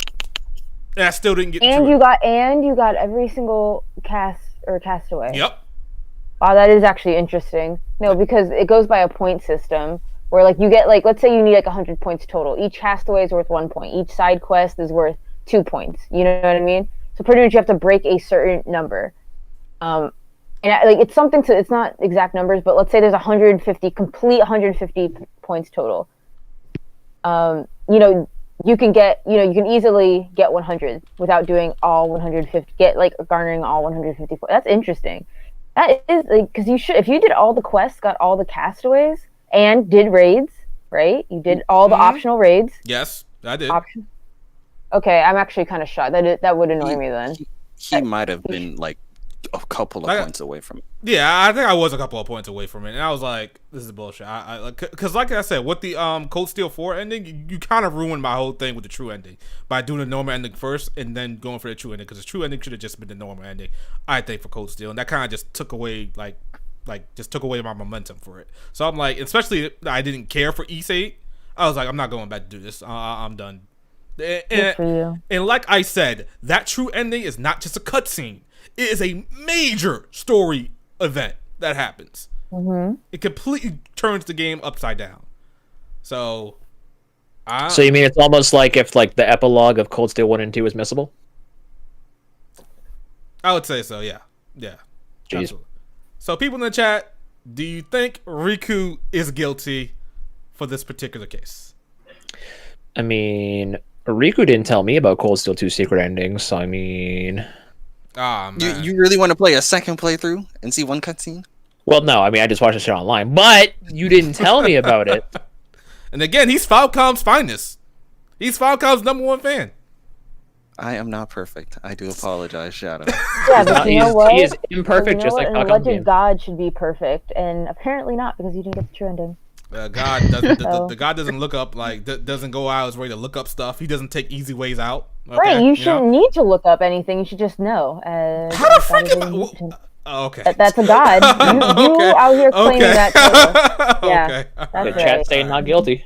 Chat saying Riku's not guilty. I don't see a single person saying guilty. I don't think Riku's like at fault. Like for not. I mean, telling I you. don't think it was Riku's job to wipe your ass on this one. I mean, Because like if Yeah, you I did, like, kind of Like I agree. said, if I'd have known you didn't know, I would have told you. It is not. I would say that if I did know that you didn't know, and then I didn't tell you, then I would say that I would be guilty. So y'all be. But that's So Go ahead. again, I'm gonna go back to Persona 5 Royal. So y'all would be okay with somebody just going through Persona 5 Royal and not getting the Royal ending. That's what y'all I saying. mean, No, if they ask you no, about the game, no. It's not that we're okay with it, but like, it's not anyone's kinda up to job the to individual. tell you. yeah. Yeah, Like, it's not anyone's I job. found out Some on my people other don't- third Some second people don't ending. If like your to know friend, that. nah, I'm saying like it's not just Riku. I'm regularly talking to Riku about stuff. He should have been able to tell me about that. It's like if this is some random person on Twitter, then that's like fine, whatever. Then fine, it's not his responsibility. But this is somebody I'm talking to almost nearly on a daily basis. Maybe just talking about the games I'm playing, especially when it comes to Falcon games. I would think you say, "Oh, you might want to go for that true ending." I actually see somewhat where Shadow is coming from, because if per se I was getting someone into Persona 5 and they're enjoying the game but had no idea about the true ending, and we're talking a lot about Persona 5, and I know there's a true ending that they're likely not to discover, and by the time they beat it and I say, "Oh, you didn't get the true ending," I can understand if they'd be somewhat irked with me because I could have easily told them. Yes. But at the same time, I don't think Riku's guilty. Yeah, like in the situation of introducing someone to JRPGs, or like the concept of like true endings in games, that's one thing. When you're somebody who's already been through a multitude of games in this vein, if the person in question you're talking to about the game doesn't know, they assume based on your pre-established like what they know about you, like, oh, he's smart enough to know that like there's probably something extra he has to do. I'll leave him alone. If he asks me, he asks me. So, That's like, probably why. That's probably why when Lady Public was playing the game, I made her aware of it, because that's her second Ys game. With in regards to you, like, yeah, sure, an Ys game hasn't done this, and even Ys 9, they don't do this as well. Like I said, I was under the impression that you already knew, and like I said, I do apologize. All right. If that's what you want, an apology, Shadow Elite, I do apologize for not letting you know. I appreciate that. It makes me feel a whole lot better, honestly. I can sleep. Does it? I can sleep at night now. I wasn't sleeping there. I was my eyes were open like crazy. Had to take a couple. You cannot say you're a god anymore. Just throwing that out there. You've literally lost that title. Wow, because I didn't get a true. Okay, got it. People, You're blaming Immortal for you're blaming Immortal for. Oh, don't you dare ban Blake shit. Westtown HD, you're the new JRPG god. Yo, let's go. My first decree. Hard. My first decree is everyone must play Super Robot Wars, the best JRPG ever. Shut up. See, this is why he's a still good. refute that title. I don't even get that. That don't even make any sense to me. I'm out here playing games fairly. I'm out here doing the right thing in games, never looking up how to beat bosses, playing games on hard out here. But okay. Trials of Mana. All right, so let's segue that into the next one. Yeah. Let's go to the next court case here. So apparently, guys, I've got some ridiculously good tasting games and multiple charges of, I guess, slander. Horrendous. I guess for some games here. I honestly don't know where to start, because I'm pretty sure everything I say is sound and completely reasonable. So I think everyone here except for Q has something against you. I think everybody here has something that they want that hates my opinion on something. So who wants to start this off? Might as well start off with Final Fantasy 9. Alright, so let's go with Final Fantasy 9. Just don't understand. Oh, go ahead. Go off. My thing about Final Fantasy 9, it's not a bad game at all. There are issues with that I take up with the game. I don't see how somebody can play 7 and 8 and then think 9 is like the best thing walking. I take 8 out of the equation, 7 at least. I don't know how you can play 7 and think 8 is like the best thing ever, or even better than 7. I don't know about that. Maybe that's subjective. I don't know. But to be fair, aren't you biased towards 7? Yeah. Not as biased as I am with Persona 5 or the Persona series. Would you be mad if someone put 9 up there with P5 then? Oh, Jesus he would Christ. Snap. In various ways, literally laughing at that statement. I'm gonna literally look at you wild. But I'm gonna let you rock, because just what I'm gonna look at you wild if you say that. But okay, this is why he's on trial right now. This right here, folks. Do you hear this? This attitude. But yeah, Final Fantasy 9, I think even for its time, it was running pretty slow. Like it ran I feel like Final Fantasy 7 and 8 ran faster than 9, and I don't even know how that. 8 did not run faster, you fucking liar. I kind of feel that way. I completely feel run that way. Faster. I feel like the overworld is completely it's just if that freaking fast forward option wasn't in there, that overworld would be a chore to get through.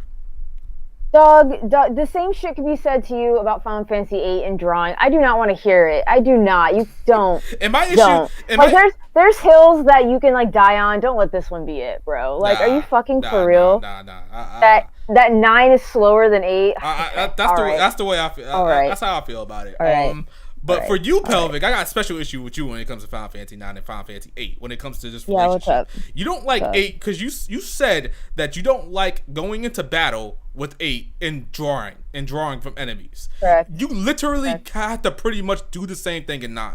I had to spend like, I want to say an hour just like getting abilities for each character that I was using. So that I would have had to spend the exact same time in 9 in 8 to draw from enemies. I don't see a difference there. The difference is that when you draw from enemies and then you use the abilities that you get from enemies, you get weaker upon equipping them. That's 9. At least you keep every single ounce of your gain. And the game does not get harder. And the game does not get harder upon leveling. It's the same thing with 6. You have to level up your espers in Final Fantasy 6, but you do get to keep those as well. Okay. But there's more. Okay, so them losing, like they're getting weaker or something like that, depending on how much you have. That's like part of strategy right there. So you have to draw as much as you can. So when you're horde strategy. I guess. Horde strategy. I don't agree with that. I don't okay, agree with that. I don't necessarily agree with that. But if you know it's there and it's been doing it since the beginning of the game, I don't say take issue with that. I don't think that's something you need. You can bring up. So what you're saying is you take more of an issue of what Final Fantasy 9 is doing. I feel they're the same. When it comes to pelvic issue, it's literally the same par for the course. Like you gotta go into battle, get ability points. You gotta go into battle, draw from enemies. It's the same thing. If I may interject, no.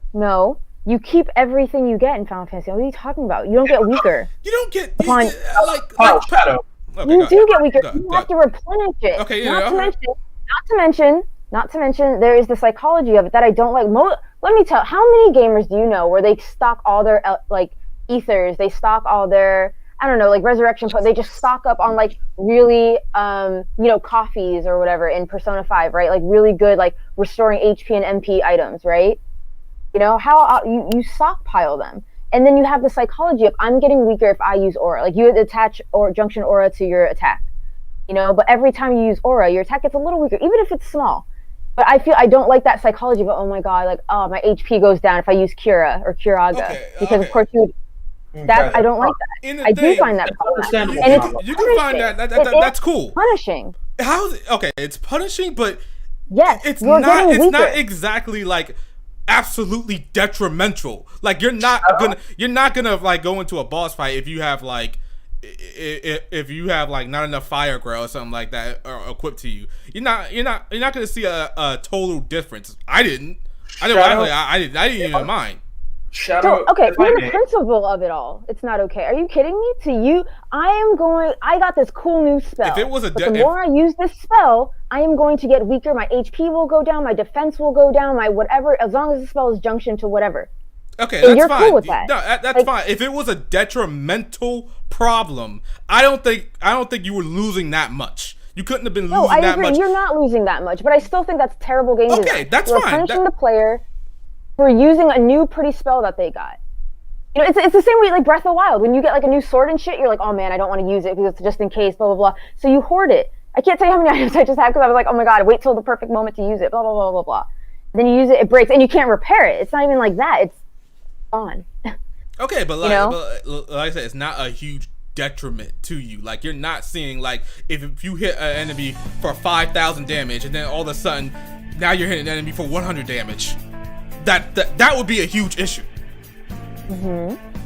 Like, but for Final Fantasy VIII, it's not a huge difference. That's what I'm saying. You can find it bad. Like I get like, okay, yeah, your stats are going down. That's fine. But it's not like it's the end all be all. That is true, but then you replenish your stats, and that's just taking more time. Whereas Final Fantasy IX, you don't have to replenish quote unquote your stats, even if it's not a detriment. That's fine. But like, why wouldn't you, right? Like, you want max HP. Why wouldn't you want 99 Curaga's junction to Squall's health, right? Right. But like, Final Fantasy 9, you just get an ability and you keep it. You don't get weaker for using it. You don't have to regrind, or you know what I mean, or grind for cards or grind enemies.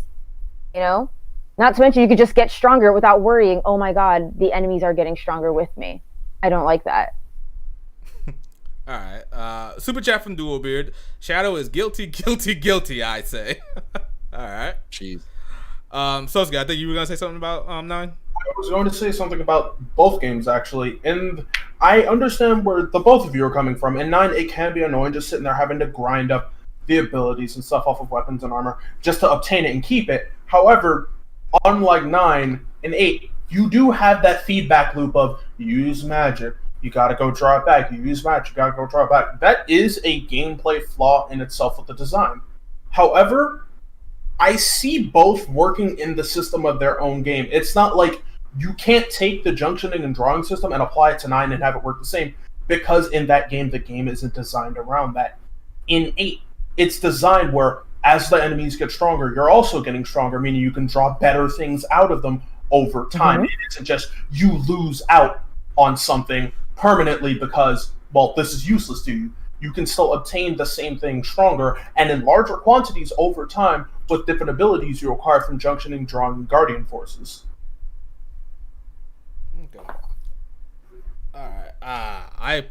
I personally didn't see this as an issue. I don't think the majority of people who play Final Fantasy, who actually like Final Fantasy 8, saw this as an issue.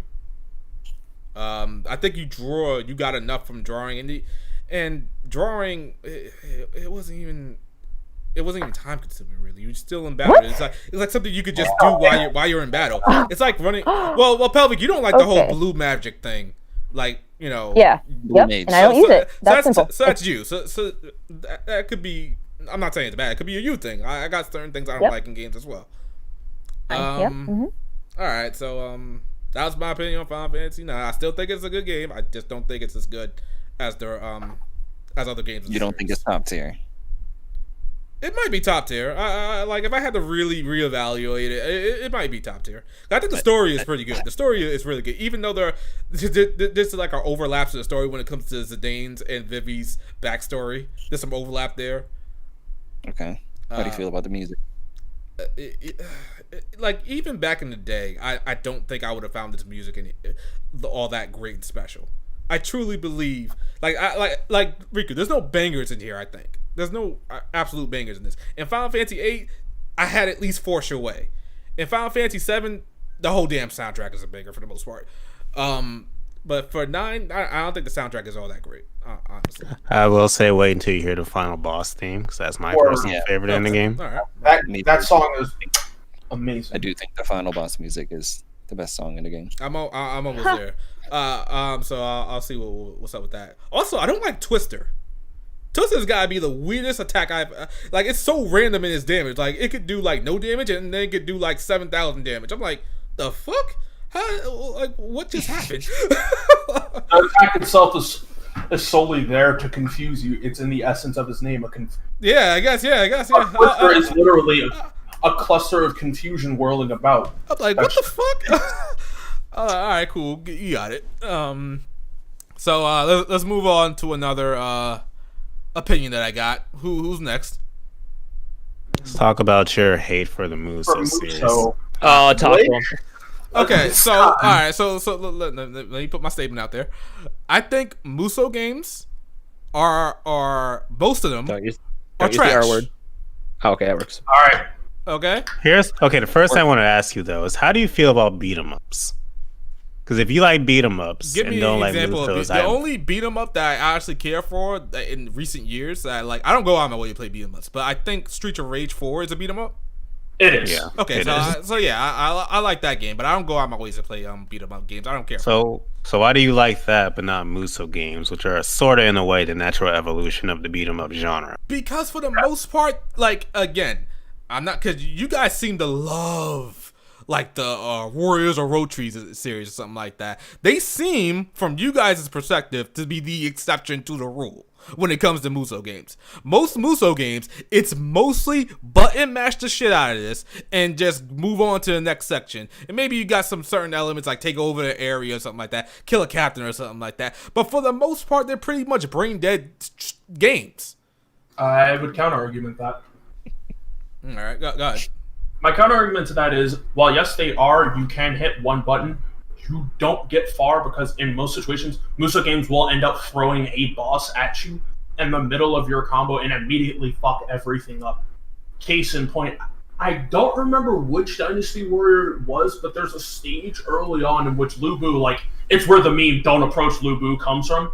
He shows up and he throws a monkey wrench in all your plans, and you're not going to be able to sit there and just hammer square and beat him in one go. That's not happening. Regardless of your difficulty, you're just not doing it. I'm sorry, what game was that? That was Dynasty Warriors 3. Okay, again, with the exception of Dynasty Warriors and Warriors or Roji, because I think they're one and the same for the most part.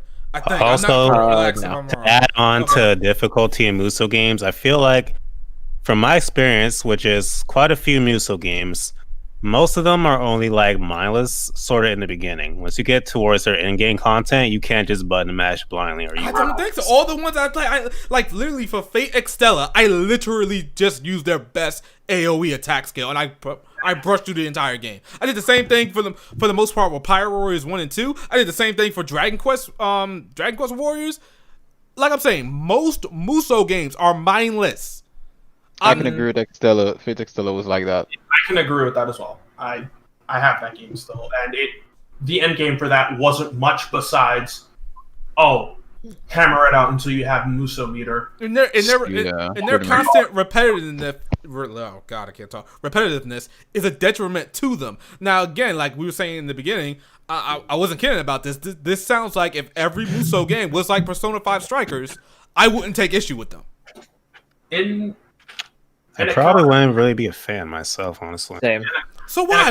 What's the appeal of these games? So to turn your brain off and just literally mow down a whole bunch of enemies at one time? Like I said, most games you're referring to, and it's only like that in the beginning. Yeah, I can counteract your argument with Fate Excella's endgame with the endgame of Sengoku Basara, two heroes, 3 Utage, and 4 Sumeragi.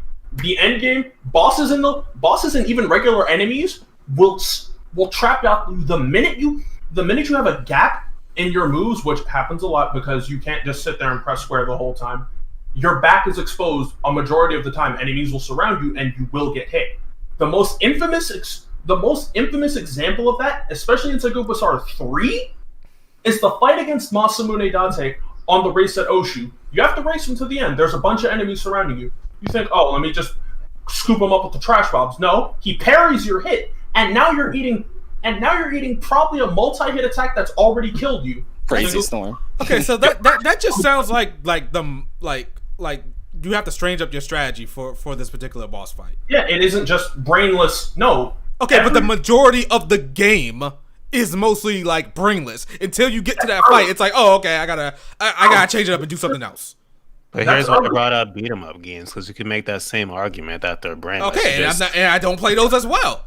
But Muso games, they also have the problem of being Muso games to their detriment. Also have the problem of being their frame rate being shit. Absolutely, absolutely. Okay, because they have a whole bunch of enemies on screen. Most games I played have not had frame rate. Word. What Muso games have you played with bad frame rate? Every single one of them. Except for no. 1, 2. Yeah, 1 and 2 had frame rate issues. I wasn't even big on frame rate back then when I played those games. They had frame rate issues. I played them on, I believe, PS3. Fate Extella, I played that on PC. That still had frame rate issues, even though my PC, especially at the time, was above and beyond ready for it. I didn't have any frame rate issues on that. I played that on Vita, and it ran fine. I cannot believe that. I literally cannot. I played Extella on every platform that it came out for, and there were frame rate issues. So yeah, exactly. I experienced nothing. I think the thing is that if you're not looking for it, Or if you're not, sometimes you could be playing and just having so much fun that you're not aware, but it's there. Like if you look for it, you'll find it. Yeah, I think that comes with the territory for this genre. Though. Exactly, and I feel like that's almost not even an excuse for it for the most part. It runs bad. That's a bad mark against them. They run majority of them But run how bad. badly are you talking? Because you're just making it There's sound like slowdown. 10 frames per Listen, second. listen. It's not Yes! that bad. If it's 30 frames, if 30 frames or above, it's fine. If it's Age of Calamity, that is disgusting. That's no. That doesn't. I would argue When- that PS3 the PS3 era of Muso games, yeah, they had frame rate issues. I think just the And if it's it's a Muso game that came out on the Switch in recent time, it probably Yeah. has frame rate issues. But I would say the recent Muso games that have been coming out on PC and PS4, I would say for the most part, they have not had this issue. So I think, and especially with the ones that you've named, you said the ones that you had issues in were either not a Muso game made by Omega Force or a Muso game that was on PS3. Yeah. Also, like if Muso games know this, like when it's busy on screen, there's a whole bunch of enemies, and then like you're doing a scale and the camera's changing, the game slows down. They should know this and probably, I don't know, make accommodations for this to try to get that to run smoothly. But that's for every Muso game that I have played. Every time the screen gets busy, the slowdown is there. It's Like I always said, there. And I know, okay, the that issue era, has been- huh? yeah, like I said, that issue I would say in recent years has been fixed. So, but Okay. you do have a I say point. If you're talking- most like that's definitely like always in talks is, hey, a new Muso game looks great, what's the frame rate going to be like Samurai Warriors 5. I don't know if I'll pick it up on Switch because I like to play these games at like the best they possibly can be, like so I might pick it up on PlayStation or PC. But Gundam Dynasty or Dynasty Warriors Gundam 3 ran fine, Pirate Warriors 3 ran fine, Hyrule Warriors Definitive on Switch runs at a solid 60 at all times. So it all depends. Warriors Orochi on Switch is a solid 30, it rarely drops below. On PC it's solid 60. So it's entirely situational. I know they had some Dynasty Warriors games on the Wii, and I don't think they ran too well. But it, like Riku said, in recent years, just Omega Force and whatnot, they've gotten a lot better at optimizing for the platforms they're running with outside of Age of Calamity. Yeah, like they cleaned up how they handle it. In Age of Calamity, I fully blame Nintendo for. What about Fire Emblem Warriors? That ran at a solid 60 frames Really? Yeah. At all times. at all times. That game actually had a mode Two where modes. you can prioritize frame rate or visuals. Oh my goodness. I would say for all Muso games in recent times, if you're playing on split screen, then that problem still exists. But That as well. like- Yeah, split screen can sometimes. Well, with Hyrule Warriors, it doesn't sacrifice the frame rate. It'll just decrease enemies on certain areas. Okay, so real quick before I get to my last thing on this Warriors thing, Pelvic, you want to read that latest super chat? No. Okay. No. Duo Beard. Lady Pelvic never has frame rate issues. She's fire. Well, thank you. I appreciate that. And I don't have frame rate issues. I was gonna say, do you Thank feel you that very would be much. that would be very concerning if you did. So okay. Yeah, that would be. Sorry, go ahead. All right. So Okay. my whole thing about Muso games, you can't sit there and convince me that the majority of them aren't bad games. You think they're straight up bad I think games? Now you think bad they're bad? games. Okay, How have we digressed? Shadow, let me explain something to you. What you consider bad is something you don't like. The two are not synonymous. Something can be bad. Something can be bad, but you still like it. Something can Yeah, be good, like but Final Fantasy VIII. Perfect. Thank you. Pelvic doesn't like that game, but some people consider it a good game. Okay, Sure. that's understandable. I But totally again, trust even that. back in the day when we were talking about, like Riku was saying, the era, like PS3, they had frame rate issues all across the board. You telling me that's not bad? You're telling me that's That doesn't make something a bad game. Oh, are you serious? Are you serious saying me a Yeah. terrible frame rate is not going to make a game Just good? dropping to look at- unplayable Oh my levels God. Look at constantly. Age of Oh my Calamity. God. Okay. Age of Calamity is, I think, the best Muso game selling right now, and it is probably going to be worth optimized ones. It's freaking Zelda. Of course, it's like the best Muso game. But you gonna like you're seriously telling me a terrible like if a game ran at constantly 5 frames per second, that's subjective. That- Like it's being good. That's completely Bro, an action game. No Muso I- game I'd runs say that No, bad. give me. Okay, that doesn't matter. Are you saying that's still subjective? but we're not. That's an the thing is- extreme, though. Like you're literally, yeah, you reaching you can't use that example A for a bad game frame that rate doesn't will do mess that. up the No, game. being If a more fighting realistic, game had this- a bad frame rate, you will all bitch about it. Now, being realistically, like taking a realistic one, saying something drops to like 25 frames when it runs at 30 often, I still wouldn't say that's automatically a bad game. I wouldn't say that either, but if it's dropping below that, that's terrible. That's objectively bad. That's I've bad. only ever seen one Muso game run that terribly, and that was Dragon Quest Warriors on the Switch. I've never seen a Muso game, like especially when most of them are made for console. I've never seen them drop to an unplayable level where it feels like your inputs Right. aren't matching. That's what I'm saying. Like I can understand frame rates, but you're talking like unplayable levels, like sub 20. Okay, which but I've never seen. Frame rate dips are bad. They shouldn't be there to begin with. Your game is not that It's graphically intensive. It's a game. It's going. No, but here's the thing: you're saying that it's not that graphically intensive, but like I said, with this genre, it comes with the territory, with the amount of enemies on screen. Like no other genre has that many enemies on screen moving around and trying to, all so it do gets a all pass that. for that. Is that what y'all saying? I'm not saying it gets a pass. What I'm saying is it's hard to like dock it, especially since, like we said, none of them reach levels of unplayability.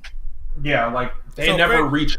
I think it's an aspect that is bad, but just because an aspect of something is bad, and depending on how much value a person puts into that aspect, determines for them if it's a good or a bad game. Like Like, Shadow, you Like a frame rate consistently dropping is bad. You Yes. know, Okay. that is pretty. That is bad. Okay, But that's what I'm trying to But, say. okay, hold on, but let's continue. So like Link's Awakening, for example, a lot of people said they had frame rate drops during one of the dungeons, like on the way, like swamp area. Cool, and it's true, there was some frame rate drops, but the frame rate drops, that was more or less the only area. But the dungeons were solid, the music was great, the story is charming, as much as the Zelda story can be. So does that make Link's Awakening a bad game? No. That's a detriment against the game. That's something But that's it's negative not- against Yes, the game. that is something to critique about the game, but Okay, I and wouldn't that's say most Link's Awakening Muso is a games. bad game. And that's most Muso games. No, it isn't. Not Shadow. much. Shadow, I'm gonna put it to you. Shadow, let me put it to you like this: Tales of Exillia 1 and 2 have some of the worst frame drops I have seen in an action RPG mid-combat. That does not make those games bad. I've played both of those games an excessive amount of times. I still turn them on now just to sit there and fight enemies. I think the issue is that Shadow puts frame rate above a lot of things. No, and that's to not us, even the it's issue. I as can much put a that priority. I can put that to the That is side. I can put true. that love to the side for a second. You can't sit there and tell me in any game where frame rate goes down, it doesn't matter. It's a detriment against the game. It's a negative against the game.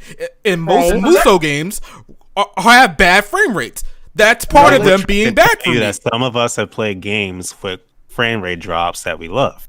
Like Yeah. Mythra, Yeah. the first one. Okay, Not saying we anything get else that about you it. guys- That drops tons of frames, but some Dragon still Guard 3. consider that one of the best RPGs they've ever played. Guys, at a point, I loved all Neptunia games. They were terrible games, but I still love them. I still admit that they're terrible games, and they had bad aspects about them. That's what I'm saying. Okay, Shadow. Having negatives against the game does not make it terrible. Those Okay, games I get that. No, it's not that. I get that. I understand that. I also have other issues with Muso games. The fact that they're button masher. The fact that they're not that deep. Again, not all of them. Most of them are just not that deep. You're mostly pressing X, X, X, Y, or finding their strongest technique and taking out the next person. They're not really deep games. Why does that matter? Most games aren't deeper than Yeah. that. I say, would you take points away from Pokemon for not being deep? Or I like, take points away from Pokemon for not being that deep. Actually, that's the People reason why I don't- don't play it anymore. people don't So, buy but that Pokemon goes to the point where and- people hold about things, value things differently. So that's Yeah, fine. that's- Shadow that's doesn't find these things, which is fine. But okay, to Shadow's credit though, if he finds all of these things lackluster in a Muso game, then to him, it's not enjoyable. I guess you could say objectively, is it a bad game? And that's always debatable because it's all subjective at the end Yeah, of the day. that's personal preference. Right. Personal preference. So, Like you can't so take that. He was also saying that ease that is the same thing for ease, weren't you? Yes, he did. I said borderline. I didn't say it was exactly the same. I said it was borderline the same. Borderline. Another thing you did say in the chat itself, like you didn't say it on Dream, you did say all Musou games are the same and lack content, and that is a hard no. Wait, which one? Maybe if I said lack content, that was probably on the wrong side of things. But them being mostly the same. Again, taking out the quote unquote good ones that you guys love, and I still don't believe that for whatever Warriors or Orochi game. I don't believe that at all. They're mostly all the same thing because that's their point. It's like all beat 'em up games do this. All Musou games are, especially most of them have the same like premise when it comes to like battle. You fight a whole bunch of enemies, you take over an area. No, that's. I think that Are is you true. kidding me? That is true. Yeah, That is true. I'm being dead serious. Most Musou games have mission objectives. They're usually not that The simple. mission objectives aren't that sorry, how can I say they're not that diverse. I mean, when you jump into a Musou game, you can pretty much like if I play because for the ones I've played Pirate Warriors, I've played Fate Extella, Fate Link, I've played what's the other one? I've played there's another one I played. It's from some other anime. Most of them are based on some anime, and I've played the Warriors ones as well. Not all of them, but I've played quite a few, and they always seems to be very similar objectives, or the objectives seem very samey to the point where it's just like I can turn my brain off and run through a level without even reading what the objective is. I'm 99% sure I'm gonna get the objective, whether or not I'm actually trying to get it or not. Like as long as the place is highlighted, you know you gotta go over there. Exactly, You don't have to read and it. you just. And the thing is like to concur with Shadow in the sense that for me, I find Musou games boring, but I wouldn't call them bad games because, like you were saying before, it's subjective. It's like some people are gonna find things good and some people are gonna find things bad. But I do find them boring. Like I can say, like I don't have that much fun with them unless, of course, I happen to really, really like the source material. And the weirdest thing, I'm one of the biggest One Piece fans out there. I don't actually like the Warriors games for One Piece. I prefer to play like One Piece games, like the Unlimited Cruise games, like Unlimited World Red and stuff like that. Okay. So, yeah. And those are kind of Musou. Okay, the ones made by Omega Force, yes, I can see where you're coming from, where they just have that similar structure, but like you can't play Senran Kagura and then play Dynasty Warriors and say, nah, these are the same game. You can't, Okay, again, Senran is different. no, Senran is different. Wait. Again, take out the only good games you guys seem to have is Dynasty Warriors and Warriors Orochi. That's it. Those are only a couple of games.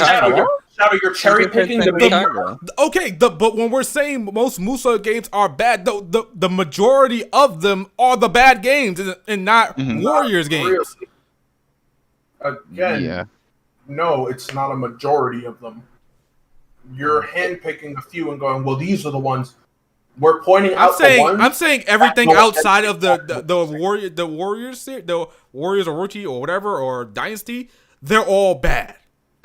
That's just you're literally sitting there and generalizing. Playing Dynasty Warriors. So you're saying they're all Stop. You're saying they're all just as good as Dynasty Warriors and Warriors Orochi. Is that what you're saying? a lot of them to me. Yeah. I think I think the thing is that you guys are finding complexity in a game that to most like, well, I guess to Shadow and I don't really have that much complexity, because I can sit with someone who's never played a game before, like maybe like they're just not really a gamer, and give them a Musou game to play with me. And the thing is that we're gonna actually play the game and complete the levels without actually trying that hard, you know, like actually putting in that much effort. We could literally just run through the levels, and I've done this before. I've sat down and played One Piece Pirate Warriors with someone who's like never played it before, and we were just beating the objectives without reading them. We were just talking while we were playing, and we were just completing level after level, like and it was like, wow, this is easy. And then we got bored and started playing something else. As we were saying earlier, though, most games, that's only in the beginning. Like, Riku can attest for this. Dynasty Warriors Gundams 2 and 3, you are not going to get by at the end of those games. You're going back to Dynasty Warriors. They're But not who's gonna the pick it entirety out? of the freaking the genre. I just said Dynasty Warriors Gundam, not It's Dynasty still Warriors. Dynasty Warriors. This is not. Shadow. Warriors No, Warriors it's games called are Dynasty that. Warriors. That was the Shadow. That was the first spin-off out of all of the spin-offs. So they didn't call it Gundam Warriors, which they probably would have called it now if it came out. Has nothing to do with mainline Dynasty Warriors. That's just. But here's the thing. Here's the thing, Made right? by the If- same if- people.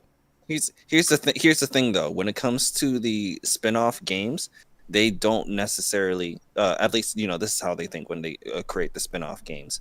They don't necessarily want to try and make you lose because in the spin-off games, because they're trying to pull you into the genre and make you feel like everything's good to go and you won, you're happy and all that stuff, and then you get better at it, and their end game goal is to slowly but surely get you to play the other deeper ones.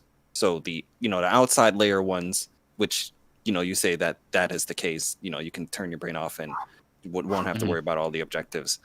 Yeah, that's for the what's the word I'm looking for? Casuals? Babies first Muso. Yeah. Babies There's first. a lot of babies first Muso, and the only that's the thing though. That's what that was their goal, to make a lot of babies first Musos in regards to the franchise that they're doing a spin-off of now, because they know that the people that they are pulling into that are people that probably have never played that genre in the first place. So here's Does a that make question, sense? right? If I install Dynasty Warriors 9, right, and just say, Don't hey, do you know that. what? Bad example, but go The ahead. game is ass, but go on. I had a conversation with someone the other night, but yeah, go ahead. Oh, I could try Warriors All Star if that would help. But let's say I reinstall a Warriors game, right, and hopped in and said, you know what, I'm gonna put in, I don't know, let's say 15-20 hours into this game, right, and fight my better judgment of being bored, and think, you know what, by the time I get maybe like 15 hours in, I'm gonna find something that's gonna make me think for a moment and actually try. I'll actually be intrigued by it. But how many people are actually going to do that? How many people are going to say, hey, you know what, I'm going to play this game and actually say, I'll wait till this point for it to get good? Most people will nope out so quickly in the first 15 minutes, 20 minutes, or half an hour, whatever, however long people's attention stick with games these days, and then get bored and leave.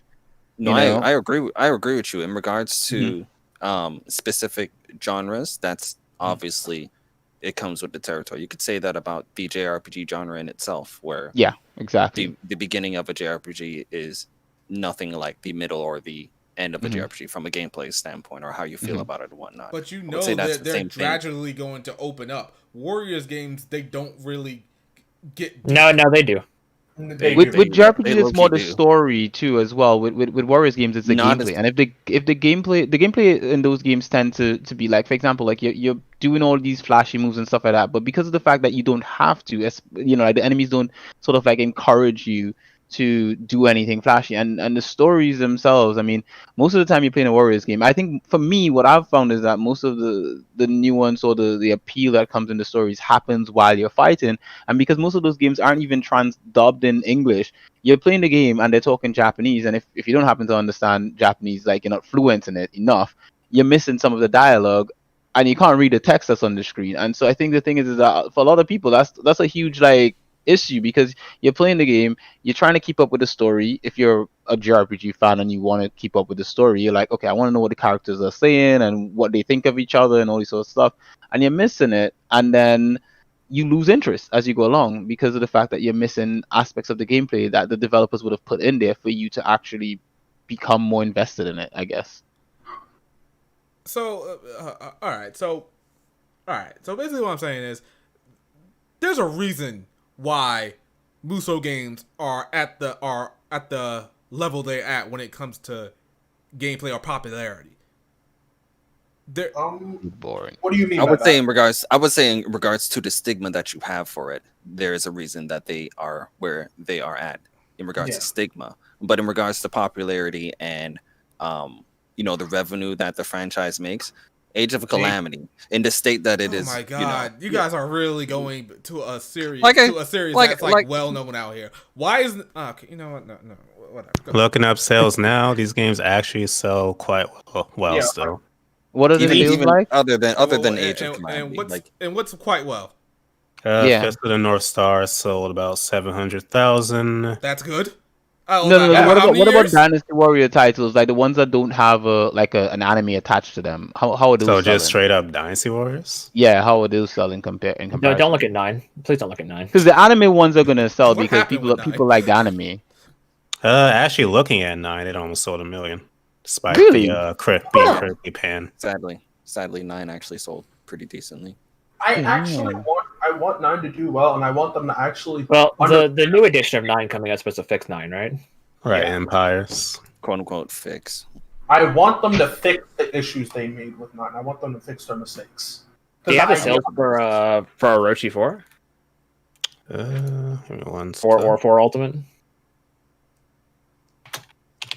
Just Nova Chaser makes a good point in the chat. Dynasty Warriors is based on Romance of the Three Kingdoms, so this could also be perceived as a way of exposing young minds to history. That's Go ahead.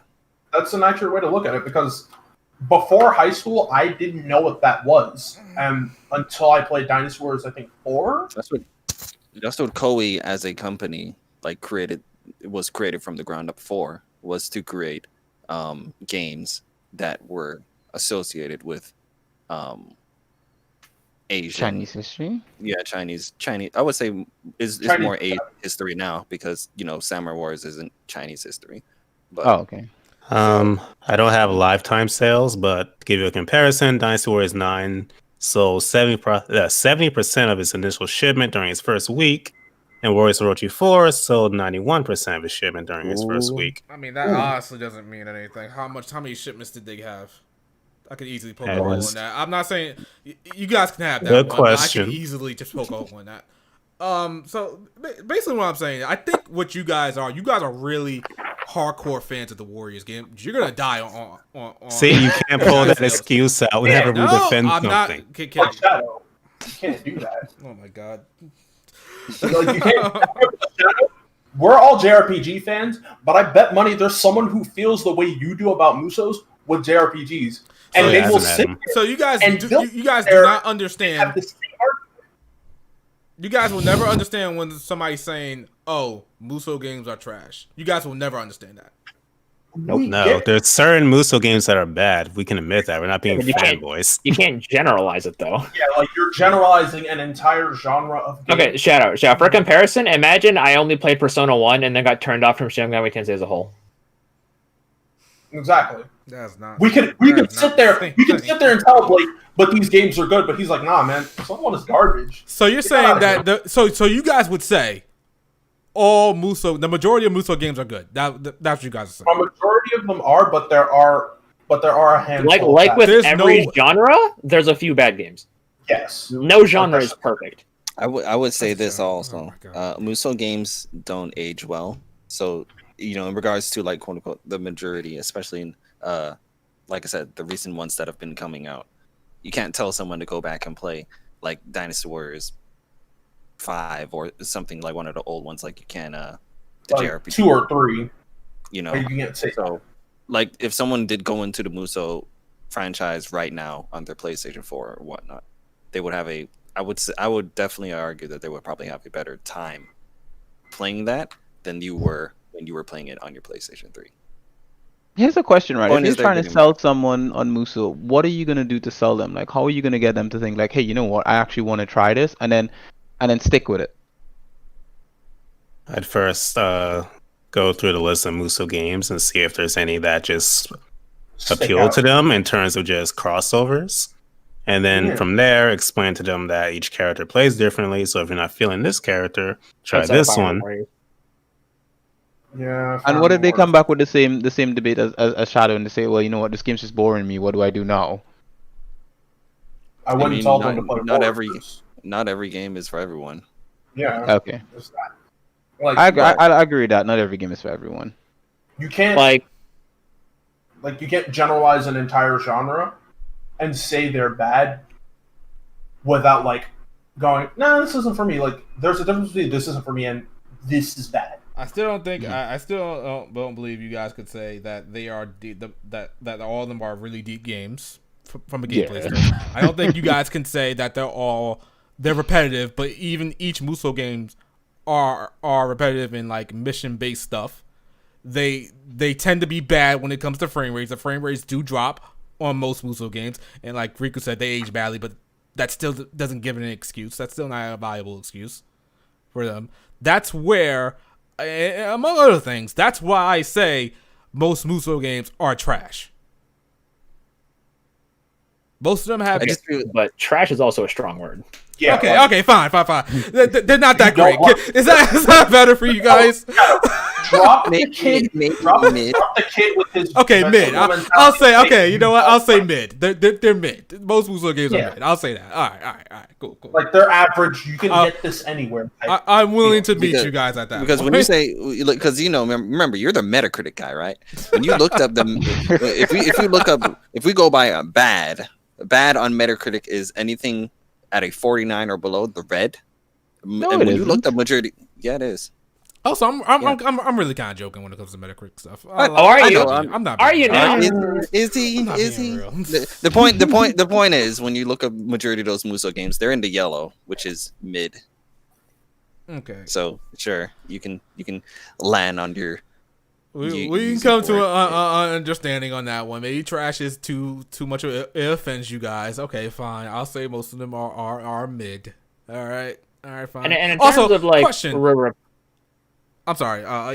Quick question. When it comes to what's the best Warriors Orochi game? I say three. 3 Ultimate probably. And you guys said that game has over 200 characters and they're all different. Yeah, That's 4. I don't think 3 has that many. So you're 3 saying has It It still has a 150, ton, but so- not that many. 4 is the one where they're all different. okay. So 3 has yeah, tons. and 4 has how many characters? Close to 2. Like 208 or something like that And now. every last one of them is different. Yes. Yes. From a They're Musou all- standpoint, yes. And Okay, the from reason, a Musou standpoint, what does that mean? No, their moves are different. They play like, differently. they all function differently. So you're telling me? Wait, So wait, you're telling me they all play different? They have different styles of play. So you're telling me just like in a, I hate to go outside the genre because you guys will probably say outside the genre, but you're saying like if it's a Street Fighter game, there's only one Shoto character in like Warriors Orochi. There's only one Shoto character. There's only one grappler. There's only one charge character. Is that what you're saying? They're all different in that way. pretty much it's like you can have 2 people with katanas, but they both play different. Like I'd say what we could have like What we're saying is that there are no clone characters. in yeah, that like one. absolutely. Because even fighter games, like people say that Ryu has a lot of clone. Yeah. That's probably what I mean. Yeah. Okay. All right. That's okay. That's interesting to know. Okay. In the case of Warriors of Orochi 4 Ultimate, the only thing that's the same is the magic weapons, and even then, that's 200. those are extra weapons. Yeah, but those aren't meant to be traditional weapons. They don't really get upgraded like that. They have 2 moves and a magic move. So every other character has their own. That's like in a JRPG giving your character Pyra, and both of your characters have Pyra. Yeah, like these 2 people can have the same magic weapon. Go tornadoes. I'm sorry. We had again. Which one? Oh, Warriors Orochi 4, right? Yeah. Yep. All right. Cool. All right. Highly Even recommended. Still expensive though. Wow. He's looking at the Metacritic score. Well, right it now. just No, it I'm hasn't looking been at the out a game year and see yet. what platforms it's on because I like if it's on PC, PC, I'm gonna give it a try. It's Oh, wait, on PC for like 60. and that is by far the best Warriors game, correct? I don't know. Depends on who you ask. Oh my god! Wow. Can you guys come to a fucking conclusion? Jesus! These games are different. Different people like different ones. say, Like some people consider in Hyrule my- Warriors the best. Okay, in my opinion, Hyrule Warriors Definitive Edition is my favorite Musou. In my opinion. What's the And then directly universally behind it, agreed best Musou game? I'd have like to. That's like asking what's the best JRPG. No, it's not. Yeah, Yes, it it is. is. It is. Shadow, It it is. is. You can't Yeah. say. You guys are crazy. All right. Like, because no, Shadow. Look at it this way. Blake has Hyrule Warriors as his favorite Musou. Mine is Sengoku Basara 4. They're both completely different playing games, but they're both in the same genre. Hyrule Warriors is my second favorite Musou, but it's again same genre. So what's the equivalent of Persona 5 in the Musou world? I don't know. What's the equivalent? Come on, guys, give me one. I guess Hyrule Warriors, depending on who you ask. Yeah, it's. You mean like what's like the most well-known Musou? What's the most well one and the best one? Like well known and best? Like- Technically, that would be I would say modern. in regards to the gameplay qualities that you are looking for, you need to go play Sengoku Pisara 3. Yeah, or like 3 What's 3 and that on? 4 have some of the best like character like. I didn't I just. think that's the issue. I think that's the issue we run into. Alright. They're stuck on PS3. All right. And 4 is Japanese only. I'm gonna Until- try Warriors of Rotary 4, and because you Do guys it. can't, you guys Do can't it. come to an Or understanding do on this 4 one. Ultimate. Do it. We can play multiplayer on PC. Shatter, do it. All right, I'm gonna give it a shot. All right. We went a little bit crazy with the. And you know what, Warriors Shadow? one. And they got boobs, they got waifus, they got jiggle physics. There Say is not a what reason now? under the sun why you won't like this game. There are waifus in it? Oh my Oh, god. there Okay, are we wifus. get it. All right, Not 200 relax. characters, you Hold better up, have hold up, Q. Hold up, I got you. Nah, Hold give him a up. picture of Luffy. You're about to get flooded. Oh my god. Okay. I'm waiting. What? Okay, so we're kind of along with the podcast, but do we have anything else you guys wanna bring me up on? Mind if I do this super chat? Go ahead. With question for later from Riku Key 2. With Legend of Mana remake and Frontier Saga remaster coming out this year, what are other JRPG classics that you would like to see remade? Remade or remaster? Remade or remaster? If we're talking about remade, let me tell you about this game called Xenogears. Yeah, I knew it. Go. I knew it. When you said You know what time it is, Kelvin. You know what time. I was Kelvin, like, you if Val speaks first, he's gonna say fucking Xenogears, and Lord fucking behold. And Pel, you can't get mad because you're getting the Nier remake. You're getting Gestalt remade from the ground up. No one said I was mad. I was just saying I knew Val was gonna open his goddamn If mouth. I can't pick Xenogears, I can also say Chrono Trigger, Final Fantasy VI. Tales of Rebirth. Mm-hmm. Same, man. Depends how far There's- we're going back in terms of retro. I'm gonna need Parasite Eve to come back. I'm sure Mm-hmm. these guys here want their Xenosaga HD collection or something like that. Oh, yeah. Mm-hmm. We need, I see somebody in the chat, Arena Yukihara, saying Chrono Trigger. Yeah, Mhm. the fact that Chrono Trigger is not on current, like on the Switch and PS4, insane. At all. Like, It's just fucking weird. shocking. Star Ocean 2 still hasn't been ported yet. That's crazy too. That's the only Star Ocean not on I can't believe like they haven't current done that yet. platforms. And I hear that's the best one if you ask certain people. Yep. This game is $60. What the f- Wait a minute, Blake. That's what I was Rachel's saying. You know, seen the price? Rachel's in What? Wars of That's not- entirely She's not in 4 Ultimate. That's entirely. Oh, she's not. Oh, I No, guess she's Rachel's not in 4 Ultimate. she's in She was 3 in Ultimate. 3. Also, three. I don't mean to bring this back to the Warriors talk, but does this game perform well on PC? It does. Yes. Yeah. I parsec it with Blake Okay, all right. and Bao. All right, Is so this ever on sale? all right, cool. Hey, So keep in mind though, Koei Tecmo just is like Nintendo, and their stuff on Steam doesn't go on sale very often. Warriors All Stars will probably still run you $80. Don't worry, merchandise, Shadow. I can get you a but like discount. better ones. okay, so any other things you guys want to talk about my great opinions on games? What else we got? Kind of went along with the Warriors talk. Your music Your opinion. taste in regards to Ease is incorrect. I've been listening to Ease music all week. I've been listening to Ease And Wait, Rick, music all you just said, is soundtrack? it correct? What soundtrack have you listened to? he's saying that basically all of it sounds the same and it's All it meshed right, together all and they're not right, special. all right. They All all right, blend come together. on, I'm Shadow, not saying come no, on, wait, Shadow. stop. I'm not saying they're bad. They're not masterpiece level. That's what I'm saying. Shadow. I'm saying They're not okay. talking- Wait, stop. Pelvin, name me some Yeast 8 tracks. Okay, Eroded Valley, Burning Sword, Castanen. I don't know if Castanen is called Castanen. Devil's Wind or Devil Wind. Okay, you seem the only one that can do this. Everybody Devotion. else.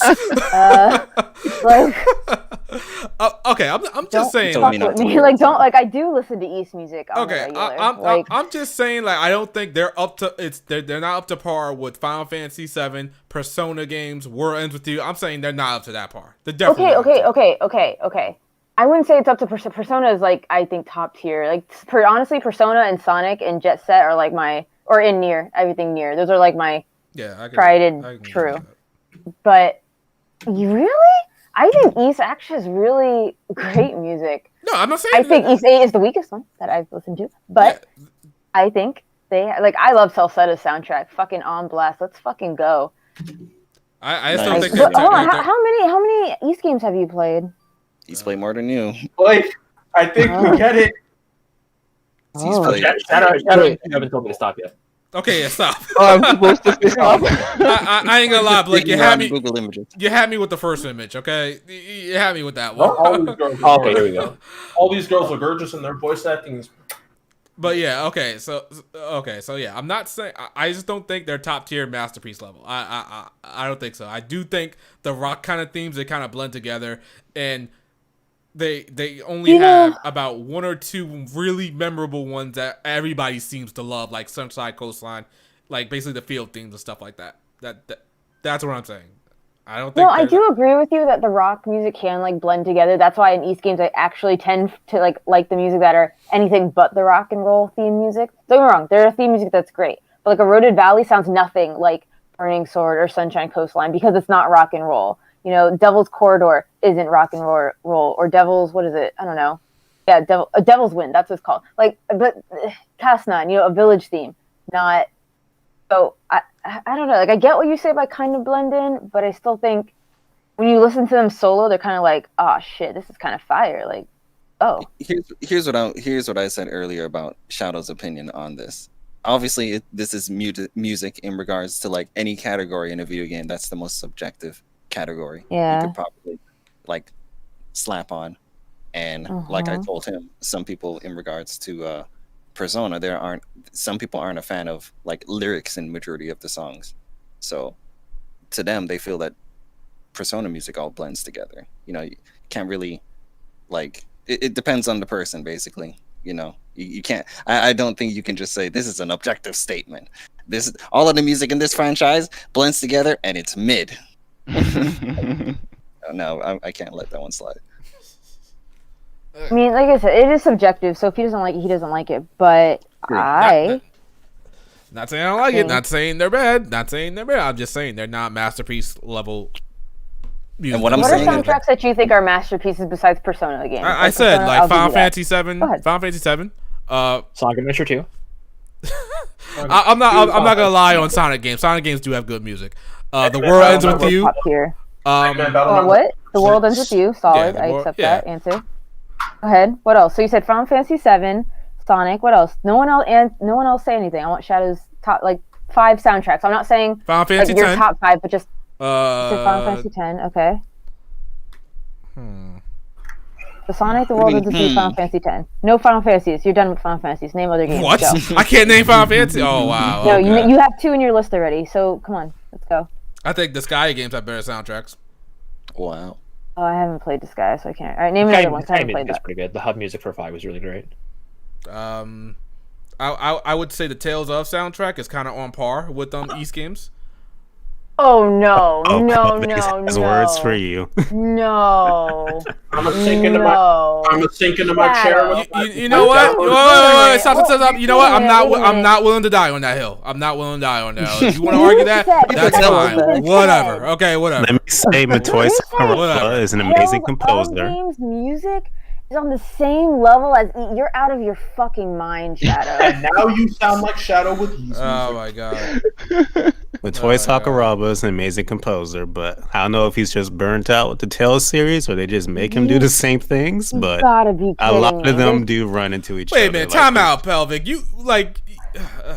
Okay. No, You think you know what? Tales of Games? It's not. Well, No. It is worth it. You're telling me Tales There's- of Games are on par with East? Are you serious? Soundtrack wise. Soundtrack wise, yes. Wow. Okay. Wow. I thought your Final Fantasy VIII opinion was the worst opinion. I ain't saying. Wow. So wait, are you saying? So wait, they're not.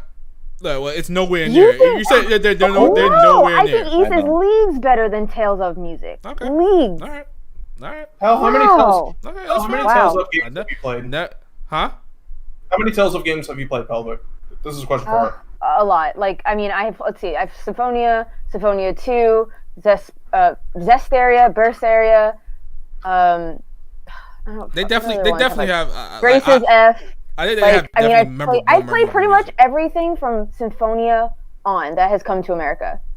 Yeah, so anything from Symphonia on, I have played. I can Yeah. agree with that when it comes to Zestiria, Berseria, and Grace's Up. Exilia, 1 and 2, Vesperia, and Abyss, I Vesperia? can't agree with. Vesperia has, I think, I haven't played like a lot of these Tales of games. I haven't played in a hot minute, but I think Vesperia is probably my favorite soundtrack. Like Grace's Death, I did not. Oh my god, I thought the soundtrack was fucking pathetic. I can agree with you on that. That combat is great. The characters are great, but that OST. Yeah, the music was Yeah, fucking I mean, the opening themes are always super good. Oh, of course. That's true. We have a That's super true, chat but, like, from Asbel It's Launch. usually the best song. Legendia and Zesteria's OSTs are better than Yeast, but that's it. Oh, I haven't played Zesteria- Legendia. That's actually the one I haven't played. There you go. Legendia is probably one of the more modern ones. Zesteria had a few bangers. They have the same composer, by the way, for those that don't know. So Yep. Isn't that Yep, Goshina? and that's why they all sound super boring. Like, no, I mean Sounds Legendia and Zesteria, those two. oh well, I just hate Hysteria so much. So, you know. wait a minute, After Pelvic. playing Destiny, a little bit of Rebirth and Eternia, I can say those have really good music on their own. All right. Well, I can't. Like I said, I have not played any like the old school ones, so I recommend I it. have not liked staying on there. But I would have to disagree in regards to that Tales of Ease comment. there's Shout no out. way. There's no I way. never say it was bad. Never say it was bad. Just I think they're just as on par, and they're just as I remember I more don't- music. I don't- I remember more music in Tales of than I do in East. Oh man, And that I breaks would- my heart, dude. Like I'm shocked. I'm genuinely like floored that you I mean, think out of that the music I true. remember from Berseria, it's not really a lot. But I also haven't played I- like It the is Rendered that- I View only or anything. remember- I'm gonna be real with you. I only remember Zavid and Shugade's themes. The rest of Berserker's OST is a blur. Wow, I don't I even am. remember the the main battle theme, honestly. Let me talk to you about that opening by Flo, though. Oh, bro, listen. It's a brand new day. Now that song smacks. That song great. All right. I'm shocked, Shadow. Like I just.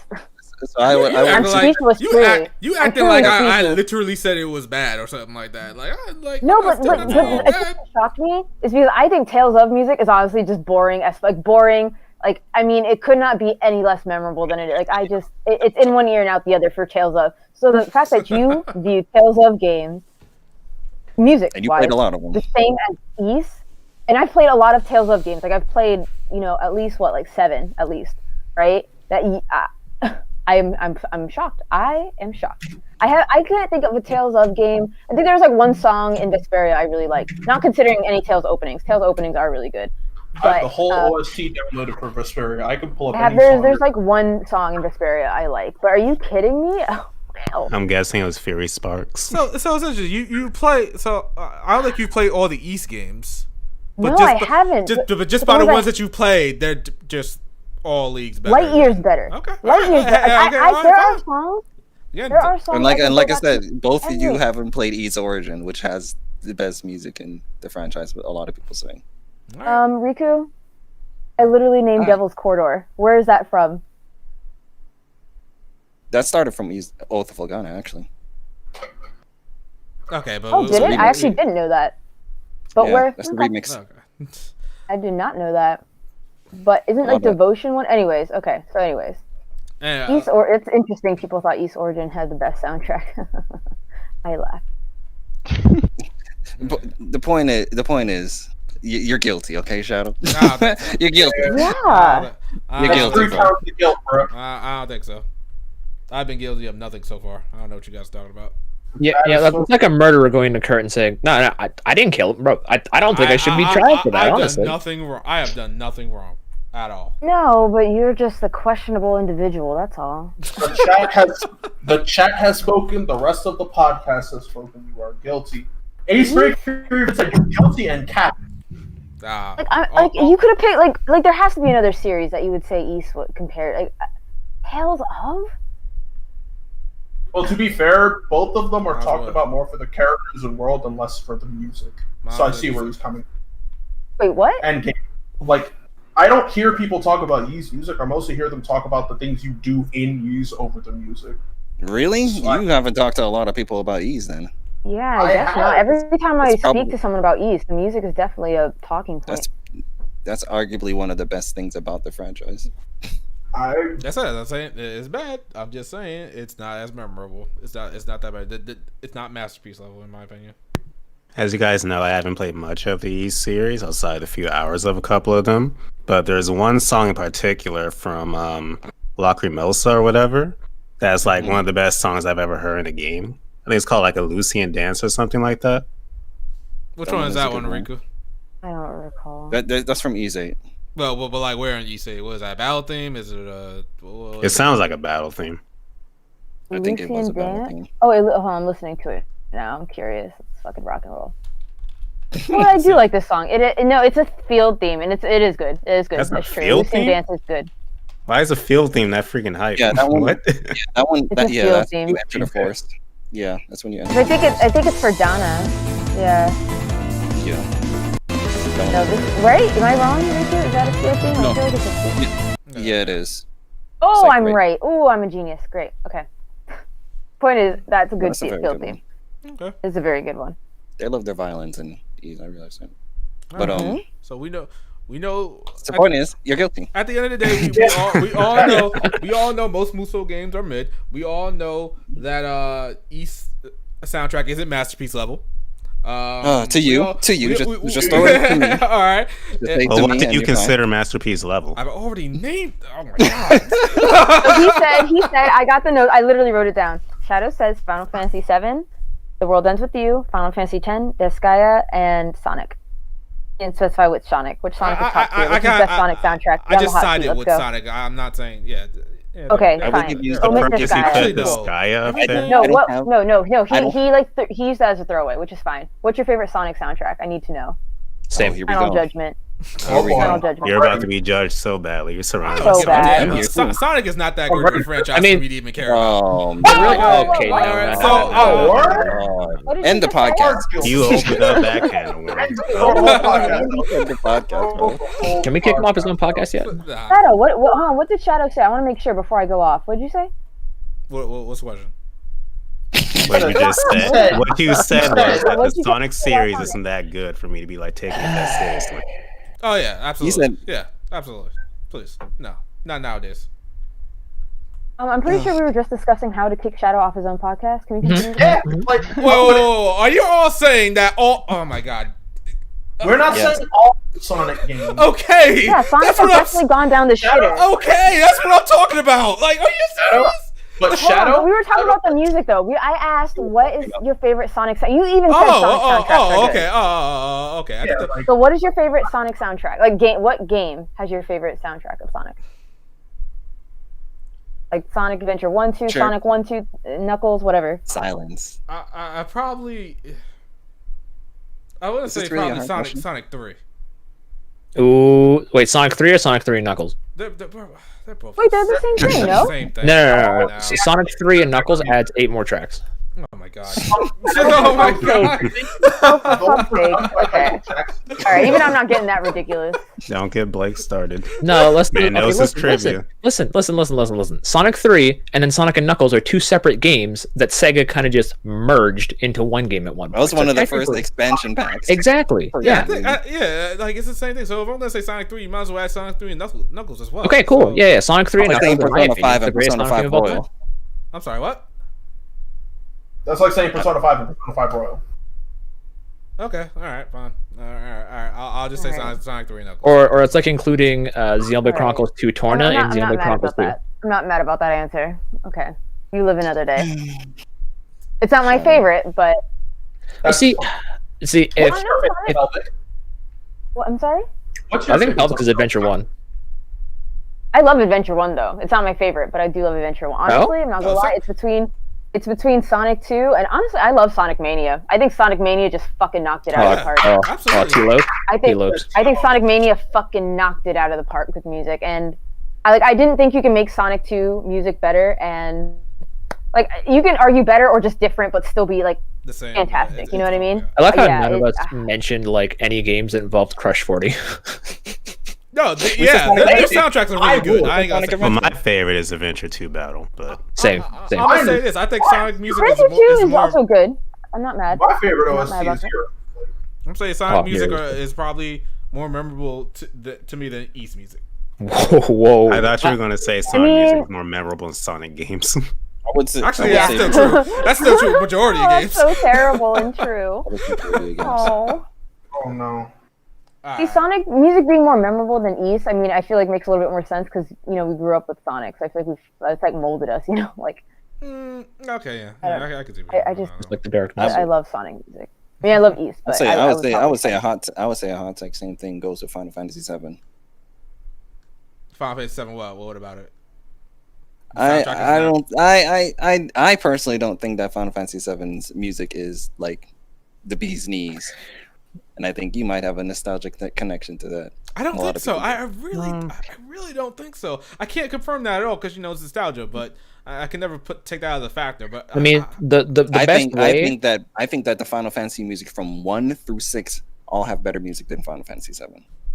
I would agree. I think just for me, 7 has like maybe 5, 6 really good tracks, and the rest are just kind of there.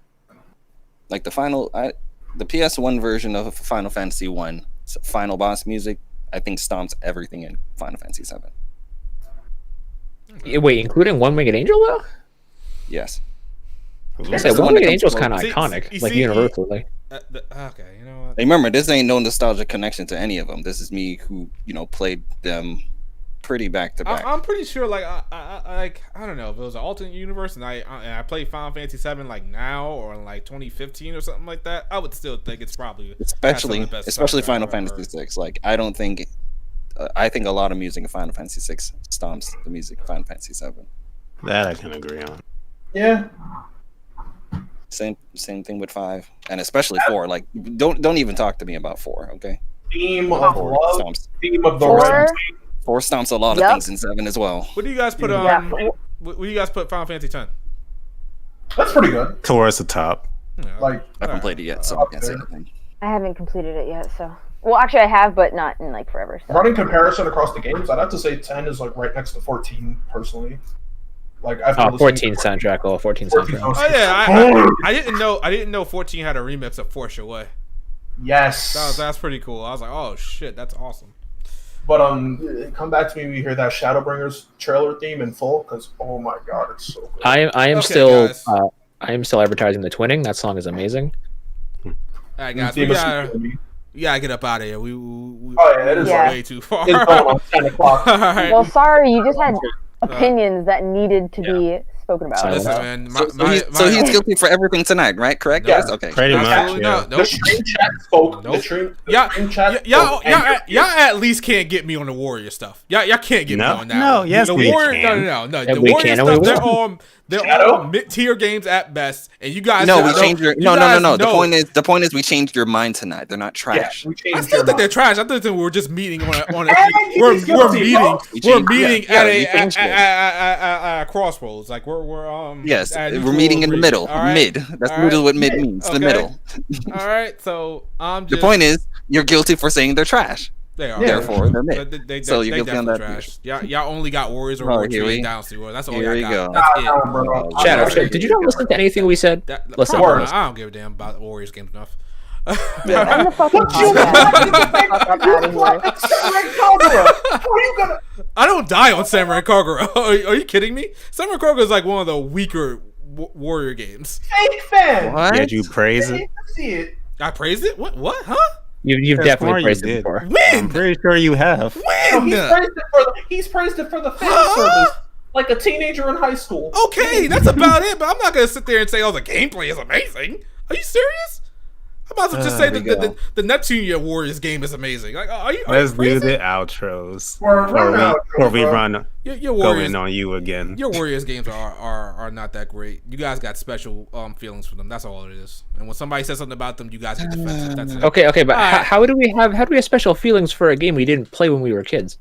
Word. You guys have Bring it built. to You us. got okay. It doesn't matter. You still got special feelings for a It job. doesn't matter. That doesn't What? matter. Yo, Why end you the don't run these podcast. outros? Some of us got to go. Okay, so all Run right, these let's go. Start with the outros, man.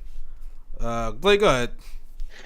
Thank you to everyone for coming out, and thank you to Shadow for having me on as always.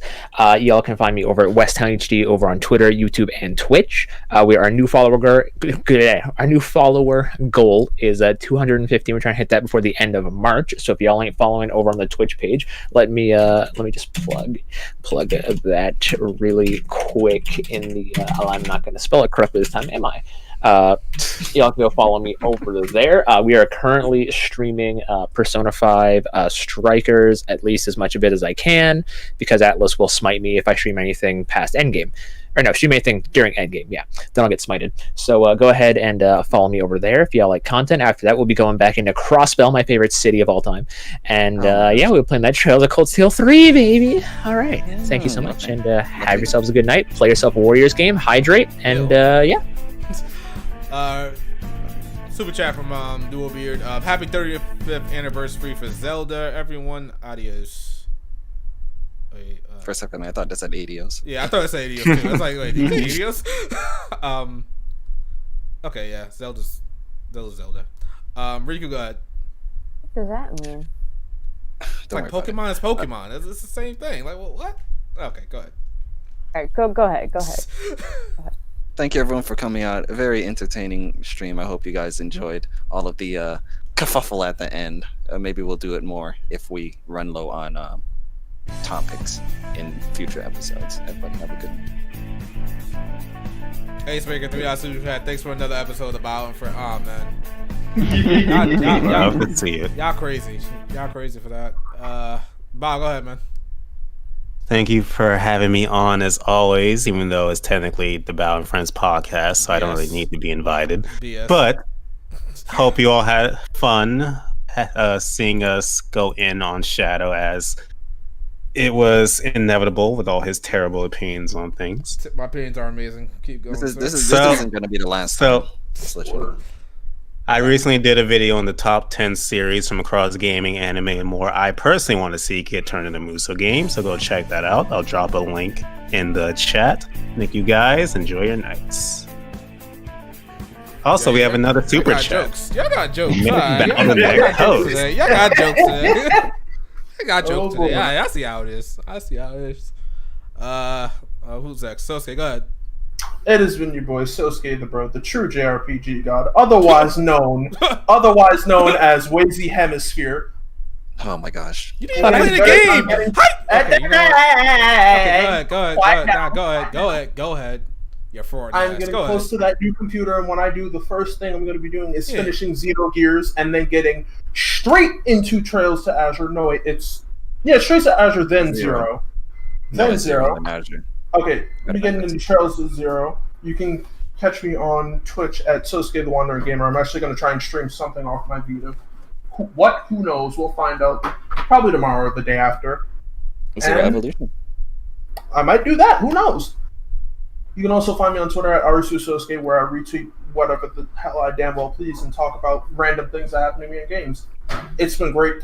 It's been great for having me here, Bao. Thanks for inviting me to the Bound Friends podcast. That's all. No problem. You done with your forward ass outro? Are you done? Are you done or are you finished? Like Jesus. Everyone, man. have yourselves a damn good one and play you a Muso. No, don't play Muso games, people. They're the cancer of gaming. Pelvic, go ahead. What's up? It's your girl, and I hope you guys like tonight's podcast. It was very spicy toward the end. I have been putting up Twitter polls. You can follow me at Lady Pelvic on Twitter about like discussions we've had today, such as like which soundtrack is more memorable, East or Tales of, or is Tales of a niche series? Which a lot of people said yes. So you guys, I guess, are right about that. I don't know. I was shocked, but yeah, thank you guys so much, and you can also check out my channel Pelvic Gaming, where I review JRPGs and yeah, next game that's coming out is Grandia. That's coming out next week.